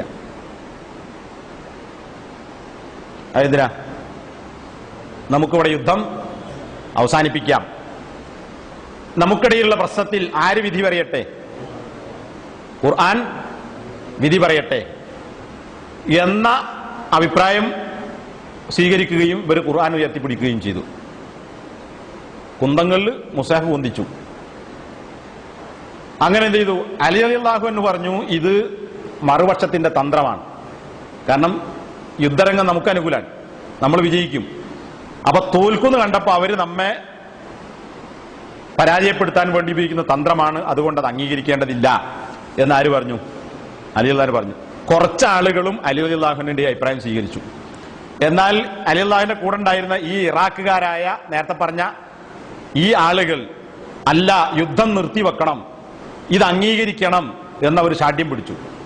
അതുപോലെ ചില ഗ്രന്ഥങ്ങളിലൊക്കെ ഉള്ളത് അദ്ദേഹത്തോടെ പലതരത്തിലുള്ള ഭീഷണി വാക്കുകളും അവർ പറഞ്ഞു എന്നാണ്. അവസാനം അലി റളിയല്ലാഹു അൻഹു ഇത് അംഗീകരിക്കാൻ തീരുമാനിച്ചു. എന്തംഗീകരിക്കാൻ? തഹ്കീം അംഗീകരിക്കാൻ വേണ്ടി തീരുമാനിച്ചു. അങ്ങനെ ഖുർആനിലേക്ക് മടങ്ങുക, ഖുർആൻ നമുക്കിടയിൽ വിധി കൽപ്പിക്കട്ടെ, അതാണെന്ത്? തഹ്കീം. വിധികർത്താവിനെ തീരുമാനിക്കുക, ഖുർആനെ വിധികർത്താവാക്കുക. ഖുർആൻ വിധികർത്താവ് കടലാസ് വിധി അറിയാന്നല്ല, പിന്നെന്താ? ഖുർആന്റെ എന്ന് പറഞ്ഞാൽ എന്താ? അള്ളാന്റെ വിധിയാണ്. അപ്പൊ ഖുർആനിലും ഹദീസിലും വന്നിട്ടുള്ള കാര്യങ്ങൾ ഖുർആന്റെ അടിസ്ഥാനത്തിൽ, ഹദീസിന്റെ അടിസ്ഥാനത്തിൽ എന്ത് ചെയ്യാം? നമുക്കിടയിൽ പ്രശ്നങ്ങൾ പരിഹരിക്കാം. നല്ല അഭിപ്രായമാണല്ലോ. അപ്പോ ആ തീരുമാനം അലി റളിയല്ലാഹു അൻഹു അംഗീകരിക്കുകയും പിന്നെ യുദ്ധം നിർത്തിവെക്കുകയും ചെയ്തു. ഈ യുദ്ധം നടക്കുന്നത് സഫർ മാസത്തിലാണ്. സഫർ മാസത്തിൽ ഈ പിന്നെ തീരുമാനപ്രകാരം ഹിജ്റ 37 സഫർ മാസത്തിലാണ് ഈ സംഭവം നടക്കുന്നത്. പക്ഷേ ഇതിന് ശേഷം അലി റളിയല്ലാഹു അൻഹുവിനെ ഈ തീരുമാനത്തിന് പ്രേരിപ്പിച്ച ആളുകൾ അട്ടിമാറി. അവരെന്ത് പറഞ്ഞു? ഒരുപാട് ചോദ്യങ്ങൾ അവർ ചോദിച്ചു. അതിലൊന്ന്, അള്ളാഹുവാണ് വിധികർത്താവാകേണ്ടത്, നീ എന്തിന് ആളുകളെ വിധികർത്താവാക്കി? മനുഷ്യന്മാരെന്തിനാ വിധികർത്താവാക്കിയത്? മനുഷ്യന്മാരല്ല വിധി പറയേണ്ടത്. അപ്പൊ എന്താ, ഒരു ഭാഗത്ത് ഇവിടെ അബൂ മൂസ, പിന്നെ അലി മുആവിയന്റെ ഭാഗത്ത് അംർ ഇബ്നുൽ ആസ് റളിയല്ലാഹു അൻഹു, ഇവിടെ അലി റളിയല്ലാഹു അൻഹുവിന്റെ ഭാഗത്ത് നിന്ന് അലി റളിയല്ലാഹു അൻഹു വേറെ പല ഇബ്നു അബ്ബാസ് അടക്കമുള്ള പല ആളുകളെ നിർദ്ദേശിച്ചിരുന്നു. പക്ഷേ ഈ ആളുകളുടെ തീരുമാനപ്രകാരം അവസാനം എന്ത് ചെയ്തു? യുദ്ധത്തിൽ പങ്കെടുക്കാതിരുന്ന, അതിൽ മാറിയുന്ന ആളാണ് ആര്? അബൂ മുസൽ അശ്അരി റളിയല്ലാഹു അൻഹു. അദ്ദേഹത്തെ ഇവരുടെ പക്ഷത്തുള്ള പ്രതിനിധിയുമായി തീരുമാനിച്ചു. അബൂ മുസൽ അശ്അരി, മറ്റേ ഭാഗത്ത് അംർ ഇബ്നുൽ ആസ്. അപ്പൊ ഈ ആളുകൾ ചോദിക്കാൻ, എന്തിനാണ് ഈ ആളുകളെ വിധികർത്താവാക്കിയത്? വിധി പറയേണ്ടത് ആരാ? അള്ളാഹുവാണ്. അതുകൊണ്ട് നിന്റെ തീരുമാനം ശരിയല്ല. മനസ്സിലെ? അവിടെ ഈ വാദം തുടങ്ങുന്നത്. അപ്പോ ഭരണം ആർക്കാണ്? അള്ളാഹുവിനാണ്. ഭൂമിയിൽ ഭരണം ആരുടേതായിരിക്കണം? അള്ളാഹുവിൻ്റെതായിരിക്കണം. അപ്പോ അനിസ്ലാമിക ഭരണകൂടങ്ങൾ എന്താണ്? ലാത്ത ഉസ്സ മനാത്ത പോലെ വേറെ എന്താണ്? വേറെ അള്ളാഹുകളാണ്, വേറെ ദൈവങ്ങളാണ്. അപ്പൊ അനിസ്ലാമിക ഭരണകൂടത്തെ അംഗീകരിച്ചാൽ എന്താവും? ശിർക്കാവും. കാരണം ഇവിടെ ഇന്ദിരാഗാന്ധിയെ എന്താക്കി? ഇന്ദിരാഗാന്ധി എന്താക്കി? വിധികർത്താവാക്കി. ഇന്ദിരാഗാന്ധി പ്രധാനമന്ത്രിയാകുമ്പോ.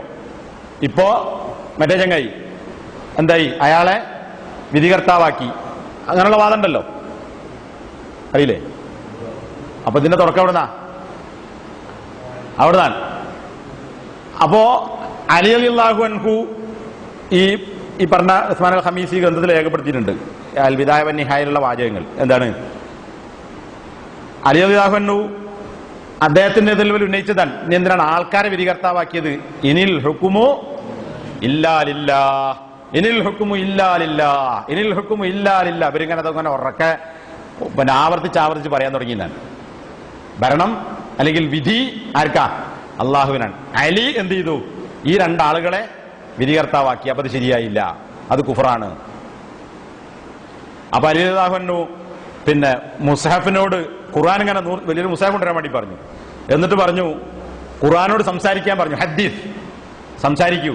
അപ്പൊ ആൾക്കാർ ചോദിച്ചു, എന്താ ഈ ചട്ട സംസാരിക്കുകയോ? എന്താ ഈ പറയണത് അലി എന്ന് അലിയോട് ചോദിച്ചു. അപ്പൊ അലിദാൻ പറഞ്ഞു, എന്നോട് ആളുകൾ പറയുന്നത്, ഞാൻ ആളുകളെ, എന്നെ കുറിച്ച് അവർ പറയുന്നത് ഞാൻ ചില ആളുകളെ വിധികർത്താവാക്കിയിരിക്കുന്നു എന്നാണ്. അതാണല്ലോ അയാൾക്ക് വെഴുപറ്റി തന്നത്. പക്ഷെ ഞാൻ ആളുകളെ അല്ല വിധികർത്താവാക്കിയത്, ഖുർആനെയാണ് വിധികർത്താവാക്കിയത്. എന്നാൽ ഖുർആനുള്ള തീരുമാനം നമുക്ക് അംഗീകരിക്കാം. അപ്പൊ ഇവരെ ഈ ആരോപണത്തെ അലി റളിയല്ലാഹു അൻഹു എന്ത് ചെയ്തു? ഉത്തരം മുട്ടിച്ചു വരെ. മനസ്സിലേ? ഞാൻ ആൾക്കാരെയല്ല, രണ്ടാളുകളെയല്ല വിധികർത്താവ് സ്വീകരിച്ചത്. ആരാ വിധികർത്താവ്? അള്ളാന്റെ തീരുമാനം, ഖുർആനാണ്. അങ്ങനെ ഈ തീരുമാനം അനുസരിച്ച് ഇവരുണ്ടാൾ എന്ത് ചെയ്തു? യുദ്ധം നിർത്തിവെക്കാൻ വേണ്ടി തീരുമാനിച്ചു. 6 മാസത്തോളം മുന്നോട്ട് പോയി. അതായത് സഫർ കഴിഞ്ഞ് അടുത്ത റമദാൻ വരെ അവധി നിശ്ചയിച്ചു. എന്ത് ചെയ്യാം? യുദ്ധം നിർത്തിവെക്കുക. രണ്ടു കൂട്ടരും അവരുടെ നാട്ടിലേക്ക് തിരിച്ചു പോവുക. അലി മുആവിയും കൂട്ടരും ഷാമിലേക്ക് തിരിച്ചു പോവുക, അലി റളിയല്ലാഹു അൻഹു കൂട്ടരും കൂഫയിലേക്കും തിരിച്ചു പോവുക. അങ്ങനെ തിരിച്ചുപോയി. യുദ്ധം അവിടെ അവസാനിച്ചു. പിന്നെ അത് കഴിഞ്ഞതിന് ശേഷം ഈ രണ്ടാളുകളും തീരുമാനപ്രകാരം ഒരുമിച്ച് കൂടിയാര്? അലിയും അംർ ഇബ്നുൽ ആസും അബൂ മൂസ അശ്അരിയും ഒരുമിച്ച് കൂടി. അങ്ങനെ അവിടെ രണ്ടു കൂട്ടരും തീരുമാനത്തിലെത്തിയില്ല. അതായത് ആരുടെ ഭരണാധികാരിയാക്കണം, എന്ത് തീരുമാനമെടുക്കണം. രണ്ടു കൂട്ടരും അവരവരുടെ നിലപാടിൽ തന്നെ ഉറച്ചു നിൽക്കുകയും അവരുടെ രാജ്യത്തേക്ക് തിരിച്ചു പോകാൻ വേണ്ടി തീരുമാനിക്കുകയും ചെയ്തു. അങ്ങനെ തൽക്കാലത്തേക്ക് എന്ത് ചെയ്തു? യുദ്ധം അവസാനിച്ചു.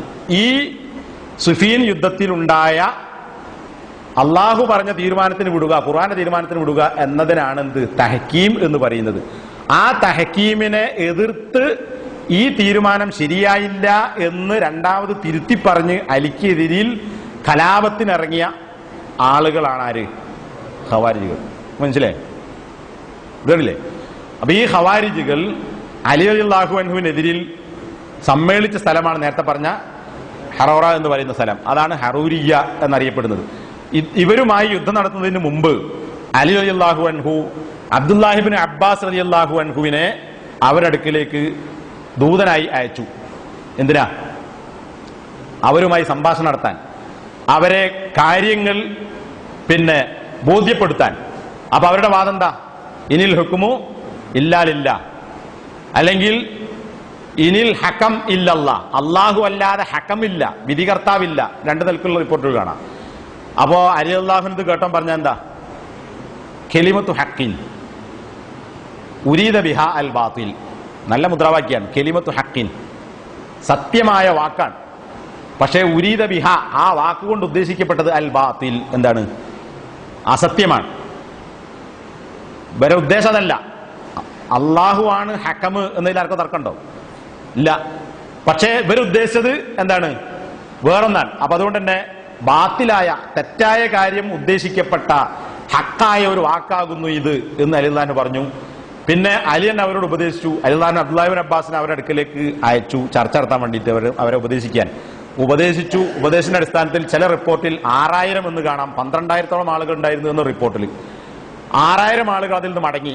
വേറെ ചില റിപ്പോർട്ടിൽ 8000 ആളുകൾ ഉണ്ടായിരുന്നു, 4000 ആളുകൾ മടങ്ങി. ഇനി രണ്ട് റിപ്പോർട്ടും ശരിയാകാം, ഇനി എണ്ണം വിടുക. ഏതായിരുന്നാലും പകുതിയോളം ആളുകൾ എന്ത് ചെയ്തു? ആ തെറ്റായ വാദം ഒഴിവാക്കി അലി റളിയല്ലാഹു അൻഹു പറഞ്ഞ ആശയത്തിലേക്ക് തിരിച്ചു വന്നു. ആരുടെ ഉപദേശം കേട്ടിട്ട്? അബ്ദുല്ലാഹിബ്നു അബ്ബാസിന്റെ ഉപദേശം കേട്ടിട്ട്. ഇവിടെ നമ്മളിപ്പോ ഈ ബാത്തിലിന്റെ ആളുകളുമായി പരസ്യമായ വാദപ്രതിവാദങ്ങൾ നടത്തുന്നു. അതുകൊണ്ട് ചില ഗുണങ്ങളുണ്ട്, അതിലേറെ എന്തുണ്ട്? ദോഷങ്ങളുണ്ട്. അപ്പൊ ഇവിടെ അഹ്ലുസുന്നത്തിന്റെ പണ്ഡിതന്മാർ പറഞ്ഞു കാണാം, അലി റളിയല്ലാഹു അൻഹു അവരെ ഒരു പരസ്യമായ വാദപ്രതിവാദത്തിന് വെല്ലുവിളിച്ചതല്ല. പിന്നെന്ത് ചെയ്തു? അവരുടെ അടുക്കലേക്ക് അങ്ങോട്ട് ആളെ പറഞ്ഞയച്ചു. അപ്പൊ ഒരാൾക്ക് ബാത്തിലുണ്ട് എങ്കിൽ അയാളെ തിരുത്താൻ അയാളുടെ വക്കിലേക്ക് എന്ത് ചെയ്യാം? ഒരു കൂട്ടം ആളുകൾ എന്ത് ചെയ്തിട്ടില്ല? കൂടെ പോയിട്ടില്ല. അബ്ദുല്ലാഹിബ്നു അബ്ബാസിനെ ഒറ്റക്കാ പറഞ്ഞയക്കുന്നത്, വേറെ ആരുമില്ല. ഒറ്റക്ക് പോയി അവരെന്ത് ചെയ്യുന്നു? ഉപദേശിക്കുന്നു. തിരിച്ചയാളുള്ള കുഴപ്പം എന്താ? ഇതൊരു പരസ്യമാകുമ്പോ അതിൽ മനസ്സിലാവുന്നതുകൊണ്ട് മനസ്സിലാത്തതുണ്ടാവും, നേരെ ചിന്തിക്കുന്നുണ്ടാവും, അല്ലാത്തതുണ്ടാവും. ചിലപ്പോ ഇപ്പുറത്തുള്ളവൻ ന്യായമായ മറുപടി പറയാൻ കഴിഞ്ഞില്ലെങ്കിലോ, അല്ലെങ്കിൽ എന്തെങ്കിലും പാളിപ്പോയാലോ കൂടെ ഉള്ളവൻ കൂടി അപ്പുറം പോവും. അല്ലെങ്കിൽ മറ്റോ സംഗതി ഇങ്ങനെയൊക്കെ എന്താ, പിന്നെ നമ്മളെന്താ വ്യത്യാസം? അങ്ങനെ ഇരിക്കല്ലോ. ഇപ്പൊ ചില കേട്ടാൽ നമ്മള്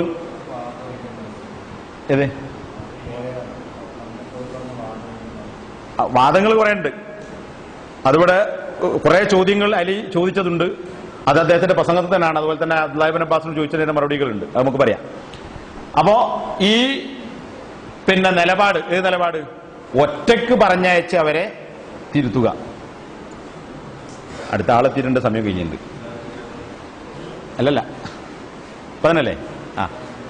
നമ്പരല്ല, ആ തുടക്കത്തിൽ പറഞ്ഞത് ഇത് തീർന്ന വിഷയമല്ല, ബാക്കി സമയം ഉണ്ടാവും പറയാം നമുക്ക്. അപ്പോ ഈ ആളുകൾ പിന്മാറി എന്ത് ചെയ്തു? ആ പ്രശ്നം തൽക്കാലം അവിടെ അവസാനിച്ചു. പക്ഷെ എന്ത് ചെയ്തു? ഇവരുടെ കുഴപ്പം തുടർന്നു. ഇതാണ് തഹക്കീം എന്ന് പറയുന്ന വിഷയവും ഈ ആളുകളുടെ പുറപ്പാടിനുണ്ടായ കാരണങ്ങളും. അങ്ങനെ ഈ കാരണം പറഞ്ഞാണ് ഇവരെന്ത് ചെയ്യുന്നത്? അലി റളിയല്ലാഹു അൻഹുവിനെതിരിൽ രംഗത്ത് വരുന്നത്. അപ്പൊ ഇവർക്കുണ്ടായ കുഴപ്പം എന്താ? ഒന്ന്, ഒരു ശരിയായ വാക്ക് തെറ്റായ കാര്യത്തിന് വേണ്ടി ദുർവ്യാഖ്യാനിച്ചു. പിന്നെ അലി റളിയല്ലാഹു അൻഹു എന്ന ആൾക്കെതിരിൽ ഇവരെന്ത് ചെയ്തു? എല്ലാവരും ബൈഅത്ത് ചെയ്ത് അംഗീകരിച്ച ഖലീഫക്കെതിരിൽ യുദ്ധം നടത്തി രംഗത്ത് വന്നു. അപ്പോ ഇതുകൊണ്ട് തന്നെ അവരുടെ പക്കൽ അപാകതകൾ സംഭവിച്ചു. ഇനി നമുക്ക് ഇവരുടെ പക്കലുള്ള തെറ്റായ വാദങ്ങൾ തന്നെ നിർത്തട്ടോ, ചുരുക്കി പറയാം. അത് നിങ്ങൾ വേണമെങ്കിൽ നീച്ചോളി. ഇവരുടെ തെറ്റായ വാദങ്ങൾ എന്തൊക്കെയാണ്? ഒന്ന്, തങ്ങളുടെ ആശയാദർശങ്ങൾക്ക് എതിരായ ഭരണാധികാരികൾക്കെതിരിൽ യുദ്ധം നടത്താം. അവർ മനസ്സിലാക്കിയ ആശയങ്ങൾക്കും ആദർശങ്ങൾക്കും എതിരുള്ള ഭരണാധികാരിയോട് എന്ത് ചെയ്യാം? യുദ്ധം നടത്താം.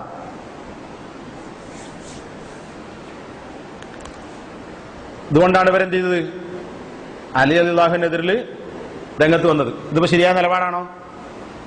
അല്ല. നേരത്തെ പറഞ്ഞു എന്താണ്, വ്യക്തമായ കുഫറില്ലാത്ത കാലത്തോളം എന്ത് ചെയ്യാൻ പാടില്ല, കലാപം നടത്താൻ പാടില്ല, അവർക്കെതിരെ ഭരണാധികാരികൾക്കെതിരെ വിപ്ലവം നടത്താൻ പാടില്ല. രണ്ടാമത്തേത്,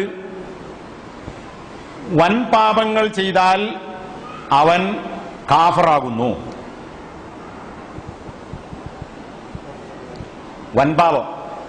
വൻപാപങ്ങൾ ചെയ്താൽ അവൻ എന്തായി, കാഫറാണ്, ശാശ്വതമായി നരകത്തിലാണ്.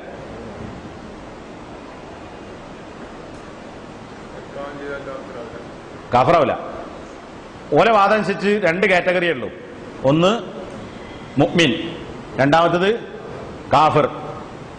അപ്പൊ ഒരുത്തൻ കള്ളുടിച്ചു, ഒരുത്തൻ വ്യഭിചരിച്ചു, ഒരുത്തൻ കട്ടു, അല്ലെ ഒരുത്തൻ കൊലടുത്തി, ഓൻ കാഫറായി. എന്നാൽ അഹ്ലുസുന്നത്ത് വൽ ജമാഅത്തിന്റെ വിശ്വാസം എന്താ? ശിർക്ക് കുഫർ ഉണ്ടായെങ്കിലേ അവൻ എന്താവുള്ളൂ, ഇസ്ലാമത്തിൽ നിന്ന് പുറത്തു പോകുന്നുള്ളൂ.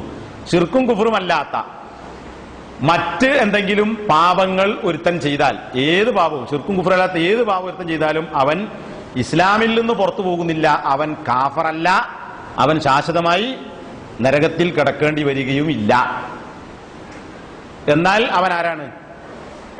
ഫാസിഖാണ്, തമ്മാടിയാണ്. മുഅ്മിനായ തമ്മാടി,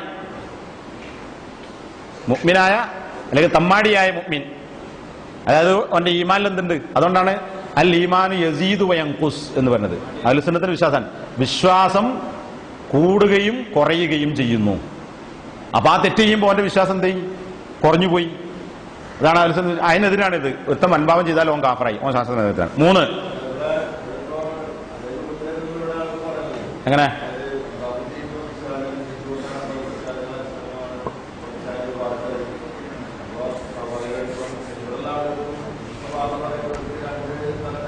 ഇല്ലല്ല, പിശാചിനനുസരിച്ചു എന്നതുകൊണ്ട്, ഇപ്പൊ പിശാചിനനുസരിച്ച് ഒരുത്തൻ കള്ളുടിക്കുന്നത് ഓൻ കാഫറാകുമോ? അല്ലെന്നെ, ആ വാദം തെറ്റാന്ന് പറഞ്ഞത്. ആ വാദം തെറ്റാണ്. ഒരുത്തൻ പിശാചിന്റെ പ്രേരണ ഫലമായി ഒരുത്തൻ കള്ളുടിച്ച് വിചാരിച്ചു, ഓൻ കാഫറാകുന്നില്ല. നേരെ മറിച്ച് പിശാചിന്റെ പ്രേരണ ഫലമായി ഒരുത്തൻ വിഗ്രഹത്തെ ആരാധിച്ചു, അള്ളാഹു അല്ലാത്തൊരു ദുആ ചെയ്തു, അതെന്താവും? ശിർക്കാവും. അവിടെ അനുസരണമല്ല പ്രശ്നം. അതുകൊണ്ട് അനുസരണ പുഞ്ചാക്കാന്ന് പറഞ്ഞ ഇതിലെ അല്ല, കാലിച്ചാക്ക്, പുഞ്ചാക്കല്ല. അനുസരണത് കാലിച്ചാക്കാണ്. അതിൽ എന്താണോ നടക്കുന്നത്?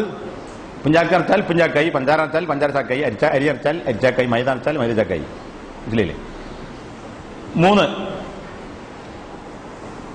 ഉസ്മാൻ അലി റളിയല്ലാഹു അൻഹുമ, ഇവർ രണ്ടുപേരിൽ നിന്നും അവർ ഒഴിവായി. എന്നാൽ അവരുടെ ഖിലാഫത്ത് അവർ അംഗീകരിക്കുന്നില്ല. എന്നാൽ അവർ മുസ്ലിങ്ങളാണ്. മറ്റുള്ള അംഗീകരിച്ചു. വരെ അബൂബക്കറിനെ ഉമറിനെ അംഗീകരിക്കുന്നു, എന്നാൽ അലിയെയും ഉസ്മാനെയും അംഗീകരിക്കുന്നില്ല. നിസ്കാരം ഒഴിവാക്കണതോ?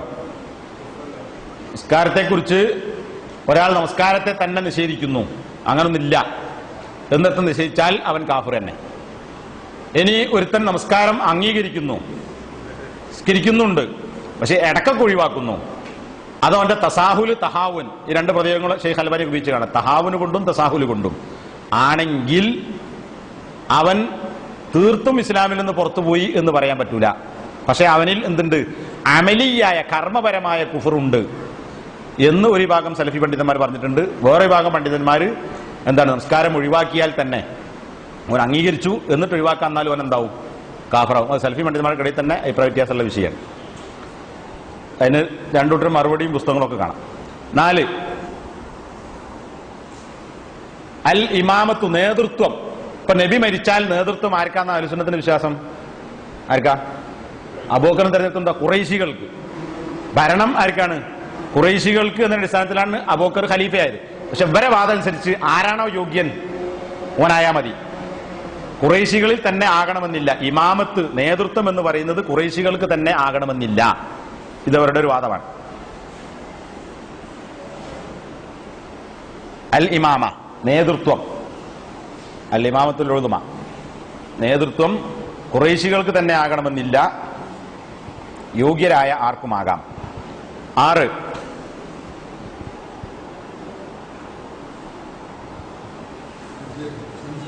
വ്യഭിചാരിയെ എറിഞ്ഞുകൊല്ലുക എന്നതിനെ ഇല്ലാതെയാക്കി. അപ്പൊ ചില ആൾക്കാർ പറയില്ലേ, മുജാഹിദുകളുടെ കൂട്ടത്തിലുണ്ട് ചില ആൾക്കാർക്ക് വാദം, വ്യഭിചാരിനെ എന്ത് ചെയ്യേണ്ടതില്ല, വ്യഭിചാരിയെ എറിഞ്ഞു കൊല്ലേണ്ടതില്ല. ഇന്ന് മുജാഹിദുകളുടെ കൂട്ടത്തിൽ ഒരു പണ്ഡിതന്റെ അദ്ദേഹത്തിന് അനുകൂലിക്കുന്ന ആളുകളുടെയും വാദമാണ് ഇത്. അത് ഖുർആനിലില്ല, എന്തിലേ ഉള്ളൂ? ഹദീസിലേ ഉള്ളൂ. അതുകൊണ്ട് തന്നെ ഖുർആനിൽ എതിരാണ്, വേണ്ട. അപ്പൊ ഇവര് തന്നെ പറയണ്ടേ ഇത് വ്യഭിചാരിയെ എറിഞ്ഞു കൊല്ലുക എന്നാൽ ഇത് വിവാഹിതനായ വ്യഭിചാരി. 6, അത് ഖവാരികളിൽപ്പെട്ട ചില ആളുകളുടെ വാദമാണ്. എന്ത്? സൂറത്ത് യൂസുഫ് അത് ഖുർആനിൽപ്പെട്ടതല്ല, കാരണം അതൊരു പ്രേമകഥയാണ്, അത് ഖുർആന് പറ്റിയ കഥയല്ല. സൂറത്ത് യൂസുഫ് അത് ഖുർആനിൽപ്പെട്ടതല്ല. കാരണം എന്താണ്? അതൊരു പ്രേമകഥയാണല്ലോ, അങ്ങനെ പറയാലോ. യൂസുഫിനോട് ആര് കാണിച്ച പ്രേമം? അസീസിന്റെ ഭാര്യ കാണിച്ച പ്രേമം. അതൊരു ഖുർആന് പറ്റിയ ശൈലിയല്ല പ്രേമകഥ എന്ന് പറയുന്നത്. അതുകൊണ്ട് സൂറത്ത് യൂസുഫിൽ പെട്ടതല്ല. 7, ആർത്തവകാരി നമസ്കാരം വീട്ടണം, നിർവഹിച്ചു വിടണം. ആർത്തവകാരി നമസ്കാരം നിർവഹിച്ചു വിടണം.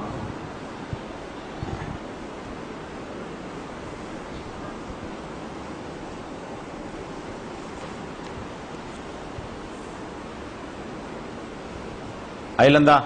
ആർത്തവകാരി നിസ്കരിക്കണോ? വേണ്ട. ഖുർആനിലുണ്ടോ? ഖുർആനിലുണ്ടോ ആർത്തവകാരി നിസ്കരിക്കാണ്? ഖുർആനുണ്ടോ? ഇല്ല. അപ്പൊ ഖുർആനെതിരായ ഹദീസ് നിങ്ങൾ ആൾക്കാർ പറയണ്ടല്ലോ. ഇപ്പൊ ഖുർആനെതിരായ ഹദീസ് അങ്ങനെയാണെങ്കിൽ ഈ മടവൂരികളെ പെണ്ണുങ്ങളൊക്കെ എന്ത് ചെയ്യണം? ആർത്തവകാലം കഴിഞ്ഞിട്ട് നിസ്കരിച്ചു കൂട്ടണം. കാരണം എന്താ? ഖുർആനിൽ നിസ്കരിക്കണം പറഞ്ഞില്ല. ഖുർആനിൽ സത്യവിശ്വാസികളൊക്കെ നിസ്കരിക്കണം എന്നാണ് ഖുർആന്റെ കൽപ്പന. പിന്നെ ആർത്തവകാലം നിസ്കരിക്കേണ്ടെന്ന് ആരാ പറഞ്ഞത്? നബിയാ പറഞ്ഞത്. അപ്പൊ ആ ഹദീസ് എന്തിനെതിരായി? ബലവാദം അനുസരിച്ച് ഖുർആനെതിരായി. തീർത്തും ഖുർആനെതിരായ ഹദീസാണ് ഓല വാദം അനുസരിച്ച്. അപ്പൊ ഇവരെ പെണ്ണുങ്ങളൊക്കെ എന്ത് ചെയ്യണം? എത്ര ദിവസമാണ് അത്ര ദിവസത്തിൽ പിന്നെ സ്കെച്ച് കൂട്ടണം.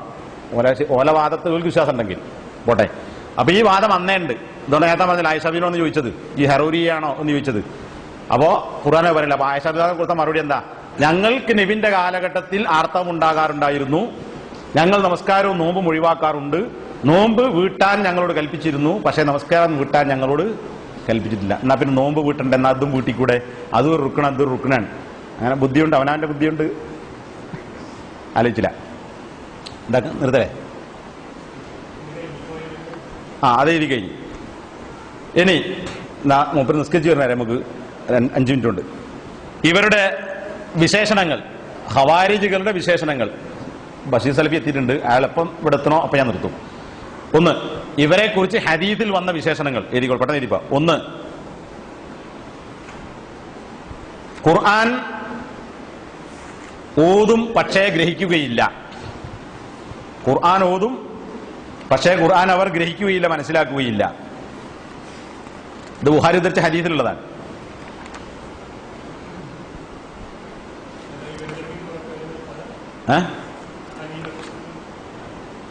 എങ്ങനെ? അതല്ല, മറ്റേ അവർ ഖുർആനം പാരായണം, യഖറഊനൽ ഖുർആന, അവർ ഖുർആൻ പാരായണം ചെയ്യും, പക്ഷെ അവരുടെ തറാഖി, അവരുടെ തൊണ്ട വിട്ടുകിടക്കുകയില്ല എന്ന് പറഞ്ഞില്ലേ? അതാണ്.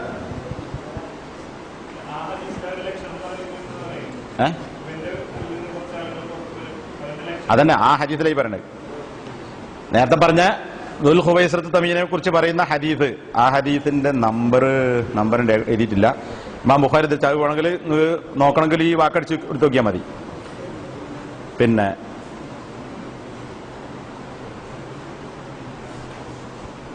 യംറുഖു എന്നുള്ള വാക്കടിച്ച യംറുഖൂന അടിച്ചാൽ കിട്ടും ഹദീസ് നോക്കുകയാണെങ്കിൽ.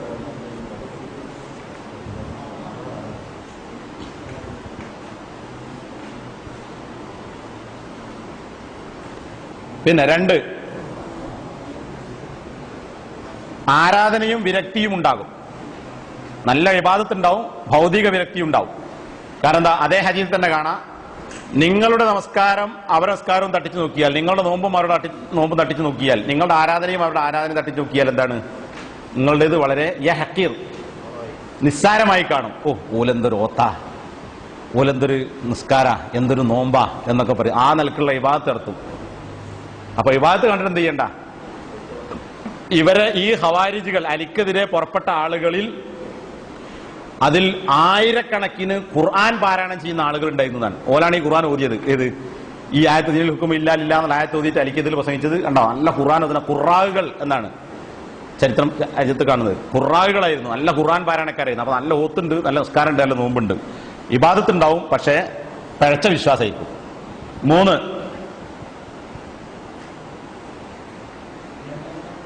മുസ്ലിമിന് രണ്ടായി പറഞ്ഞ്,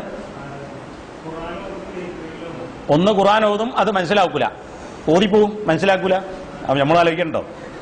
2 നല്ല ഇബാദത്ത് ഉണ്ടാവും, പക്ഷേ തെറ്റായ വിശ്വാസമായിരിക്കും. 3 പിന്നെ കുഫറിന്റെ ആളുകളെ ഒഴിവാക്കും, ഇസ്ലാമിന്റെ ആളുകളോട്, തൗഹീദിന്റെ ആളുകളോട് യുദ്ധം ചെയ്യും.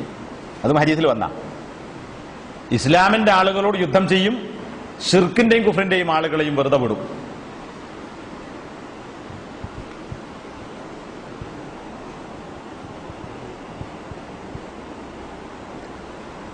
എന്താ? ഉസ്മാനെ കൊന്നു, അലിയെ കൊന്നു.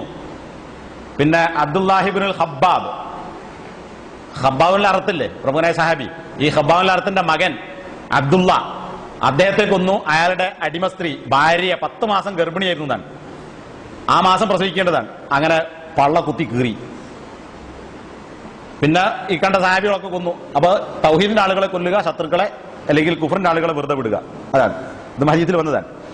പിന്നെ 4, വിവേകം കുറഞ്ഞ ചെറുപ്പക്കാരായിരിക്കും. ഇന്നിപ്പം എല്ലാ ജിഹാദി പ്രസ്ഥാനങ്ങളും പരിശോധിച്ച് നോക്കിയാൽ എന്താണ്? ഖുർആൻ ഹദീസും ശരിയായി മനസ്സിലാക്കാതെ തെറ്റായി ഓതി ദുർവ്യാഖ്യാനിച്ച് എന്നിട്ട് അതിൽ ചാടി വീണ് തോക്കെടുത്ത് പോയനെ ആൾക്കാരാണ്. ഹദീസ് വന്നാണ് ഹുദസാഉൽ അസ്നാൻ വസുഫഹാഉൽ അഹ്ലാം. ഹുദസാഉൽ അസ്നാൻ, ചെറുപ്രായത്തിലുള്ള ആളുകൾ. ഹദീസ് ഹുദസാ, സിന്ന് അസ്നാൻ. ഹുദസാഉൽ അസ്നാൻ വസുഫഹാഉൽ അഹ്ലാം, പ്രായം കുറഞ്ഞ വിവേകമില്ലാത്ത ആളുകൾ. ഹുദസാഉൽ അസ്നാനി വസുഫഹാഉൽ അഹ്ലാമി. സഫീഹു സുഫഹാ, വിവേകമില്ലാത്ത വിഡ്ഢികൾ, പ്രായം കുറഞ്ഞ ചെറുപ്പക്കാർ.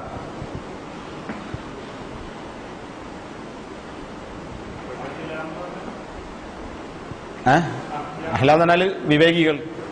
വിവേകികളിൽ എന്താണ്? സുഫഹായിരിക്കും, വിഡ്ഢികളായിരിക്കും.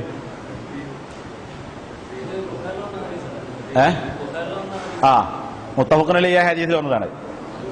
5 നിർത്തുകയാണ്, ഒറ്റ മിനിറ്റ് കൂടി. 5 മൊട്ടയടിക്കുക. തഹ്ലീഖ് മൊട്ടയടിക്കൽ, അതും ബുഖാരിന്റെ ഹദീസ്, മുത്തഫഖുൻ അലൈഹി ഹദീസിലാണ്. മൊട്ടയടിക്കുക എന്ന് പറഞ്ഞാൽ അത് ഒരു പ്രത്യേക രീതിയിൽ മൊട്ടയടിക്കുക, അല്ലെങ്കിൽ മുഴുവനായി മൊട്ടയടിക്കുക. 2 അഭിപ്രായങ്ങളും പണ്ഡിതന്മാർ പറഞ്ഞു കാണാം. ഏതായിരുന്നാലും മൊട്ടയടിക്കുക എന്നുള്ളത് അവരുടെ ഒരു സ്വഭാവമാണ്. കാരണം എന്താ? നമ്മളെ കൂട്ടത്തിലുണ്ട് ചില ആൾക്കാർ ആജീവനാന്ത മൊട്ടകൾ കണ്ടില്ലേ? ചില മുജാഹിദുണ്ടാവും ആജീവനാന്ത മൊട്ട. എന്താ? ഞാനൊരു ചങ്ങാനോട് ചോദിച്ചു, എന്താ നിങ്ങൾക്ക്? അല്ല, അത് വെറുതെ അങ്ങനെ. അപ്പൊ കുറച്ച് കഷണ്ടിന്റെ ബാക്കിയൊക്കെ എന്ത് ചെയ്യുക? പുരികല്ലാത്തത് മുഴുവൻ. ഞാൻ ഇതുകൂടെ പഠിച്ചുകൂടെ ചെയ്യും. പുരികല്ലാത്തത് മുഴുവൻ, മീശ, താടി, തലയിൽ ഒറ്റ ഒരു രോമം ഉണ്ടല്ലോ, ഇത് മാത്രം ഉണ്ടാവും. ഇത് പഠിച്ചാൽ പോലീസ് പിടിക്കുന്നുണ്ടായിരിക്കും. പുരികം പഠിക്കാൻ പാടില്ല, എന്താ സർക്കാർ നയം തോന്നുന്നു അല്ലേ? അങ്ങനെ ഉണ്ടോ? അങ്ങനെ ആരും പറഞ്ഞിട്ടുണ്ട് പുരികം പഠിക്കാൻ പാടില്ല. അപ്പൊ അതുകൊണ്ടേക്കും പുരികം പഠിക്കാത്തത്, ബാക്കിയൊക്കെ പഠിക്കുന്നു. അപ്പൊ എന്താ? അത് ഒന്നുമില്ലായിരുന്നു. അങ്ങനെ എത്ര മുജാഹിദുണ്ട്? അത് ഇസ്ലാമിന്റെ സ്വഭാവമല്ല. 3 സമയത്തെ മൊട്ടയടിക്കേണ്ടതുള്ളൂ. 1 കുട്ടി ജനിച്ചാൽ ആൺകുട്ടി. 2 ഹജ്ജ് ഉംറ അതിൽ തഹല്ലുലാകുമ്പോ. 3 കാഫിർ മുസ്ലിം ആയാൽ. അത് ചില ഹദീസിന്റെ അടിസ്ഥാനത്തിൽ പണ്ഡിതന്മാർ പറഞ്ഞിട്ടുണ്ട്. ഈ മ്ലേച്ഛതൊക്കെ ഒഴിവാക്കി വാ. ഈ 3 സമയത്തിലേ എന്ത് ചെയ്യേണ്ടതുള്ളൂ? മൊട്ടയടിക്കാൻ ഇസ്ലാം കൽപ്പിച്ചിട്ടുള്ളൂ. അല്ലാതെ ഫാഷന്റെ പേരിൽ തന്നെ മൊട്ടയടിച്ചാൽ അത് ഇസ്ലാമിന്റെ സംസ്കാരത്തിൽ പെട്ടതല്ല. പോട്ടെ. അപ്പൊ ഇവര് ഒരു സ്വഭാവമാണ് മൊട്ടയടിക്കുക. 6 ഹദീസിൽ വന്നൊരു വാചകമാണ് കിലാബുന്നാർ, നരകത്തിലെ നായകളാണിവർ. ഹദീസിൽ വന്ന വാചകമാണ്, ഇമാം അഹ്മദ് ഉദ്ധരിച്ച ഹദീസ്. കിലാബുന്നാർ, കെൽബ് കിലാബ്, കിലാബുന്നാർ.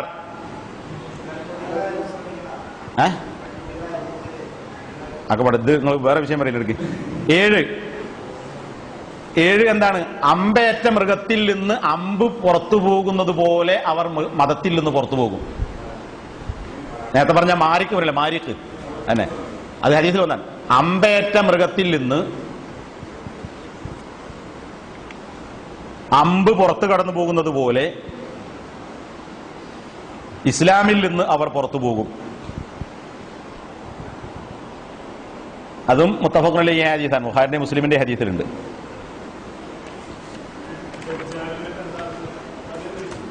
അതുവരെ കുറിച്ച് കണ്ടിട്ടില്ല. അപ്പോ ഇവിടെ അവസാനിപ്പിക്കുകയാണ്, തീർന്നിട്ടില്ല. ഇനി ഇവരെ കൂട്ടത്തിൽ ഒരുപാട് വാദങ്ങളുണ്ട്. ഇവരെ കൂട്ടത്തിൽ ഇന്ന് നിലനിൽക്കുന്ന ഒരു വിഭാഗവും ഒരു ഭരണകൂടവും ഉണ്ട്. ഏതാ പറയാൻ പറ്റുമോ?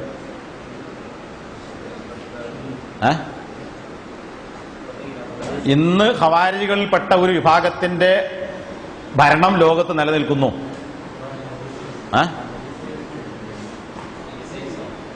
ISIS എന്നല്ല, ഓലെ കുറിച്ച് ഖവാരിജികൾ നേരെ സലീമനെ പറഞ്ഞു കേട്ടു, ഞാൻ കണ്ടിട്ടില്ല, ആരോ പറഞ്ഞു തരും. ഭരണമുണ്ട് ഇപ്പോ, ഈ IS അല്ല, വേറെ. ഒമാൻ ഒമാൻ ഒമാൻ ഒമാനിലെ സുൽത്താൻ ഖാബൂസ്, അത് ഖവാരിജികളിൽപ്പെട്ട അൽ ഇബാലിയ്യ എന്നറിയപ്പെടുന്ന വിഭാഗമാണ്. അൽ ഇബാലിയ്യ, നമ്മളവിടെ സുന്നികൾ അറിയില്ല, ഒരു സുന്നികൾ തന്നെയാണ്. ഞാൻ അവിടെ ജോലി ചെയ്യുന്നൊരു വലിയാരോട് ചോദിച്ചാൽ പറഞ്ഞ് അത് സുന്നത്ത് ജമാഅത്തിൽപ്പെട്ട ആൾക്കാർ തന്നെയാണ് എന്ന് പറഞ്ഞു. അപ്പോൾ ഖവാരിജികളിൽപ്പെട്ട ഒരു വിഭാഗമാണ് ആര്? അൽ ഇബാലിയ്യ എന്നത്. സുൽത്താൻ ഖാബൂസ് അതിൽപ്പെട്ട ആളാണ്. അതുകൊണ്ട് തന്നെയാണ് GCC മുഴുവൻ സൗദി അറേബ്യയിൽ മാസം കാണാനനുസരിച്ച് പെരുന്നാൾ ആഘോഷിക്കുന്നു, ഉറപ്പിക്കുന്നു, നോമ്പും പെരുന്നാളും ഒക്കെ. ഒമാൻ മാത്രം അത് അംഗീകരിക്കാറില്ല. എന്നിട്ട് നിങ്ങൾ ഏത് നോമ്പും പെരുന്നാൾ നോക്കേണ്ടി GCCയിൽ എന്ന് ഉറപ്പിക്കുന്നുവോ അതിന്റെ പിറ്റേന്ന് ആരും നടത്തുള്ളൂ? ഒമാനിൽ പെരുന്നാളാവുള്ളൂ. നമുക്ക് പിന്നെ വിശദീകരിക്കാം. എവിടെ സുബ്ഹാനക്കല്ലാഹു വബിഹംദിക അശ്ഹദു അല്ലാ ഇലാഹ ഇല്ല അൻത അസ്തഗ്ഫിറുക വഅതൂബു ഇലൈക. അടുത്ത ക്ലാസ് ബഷീർ സലീം.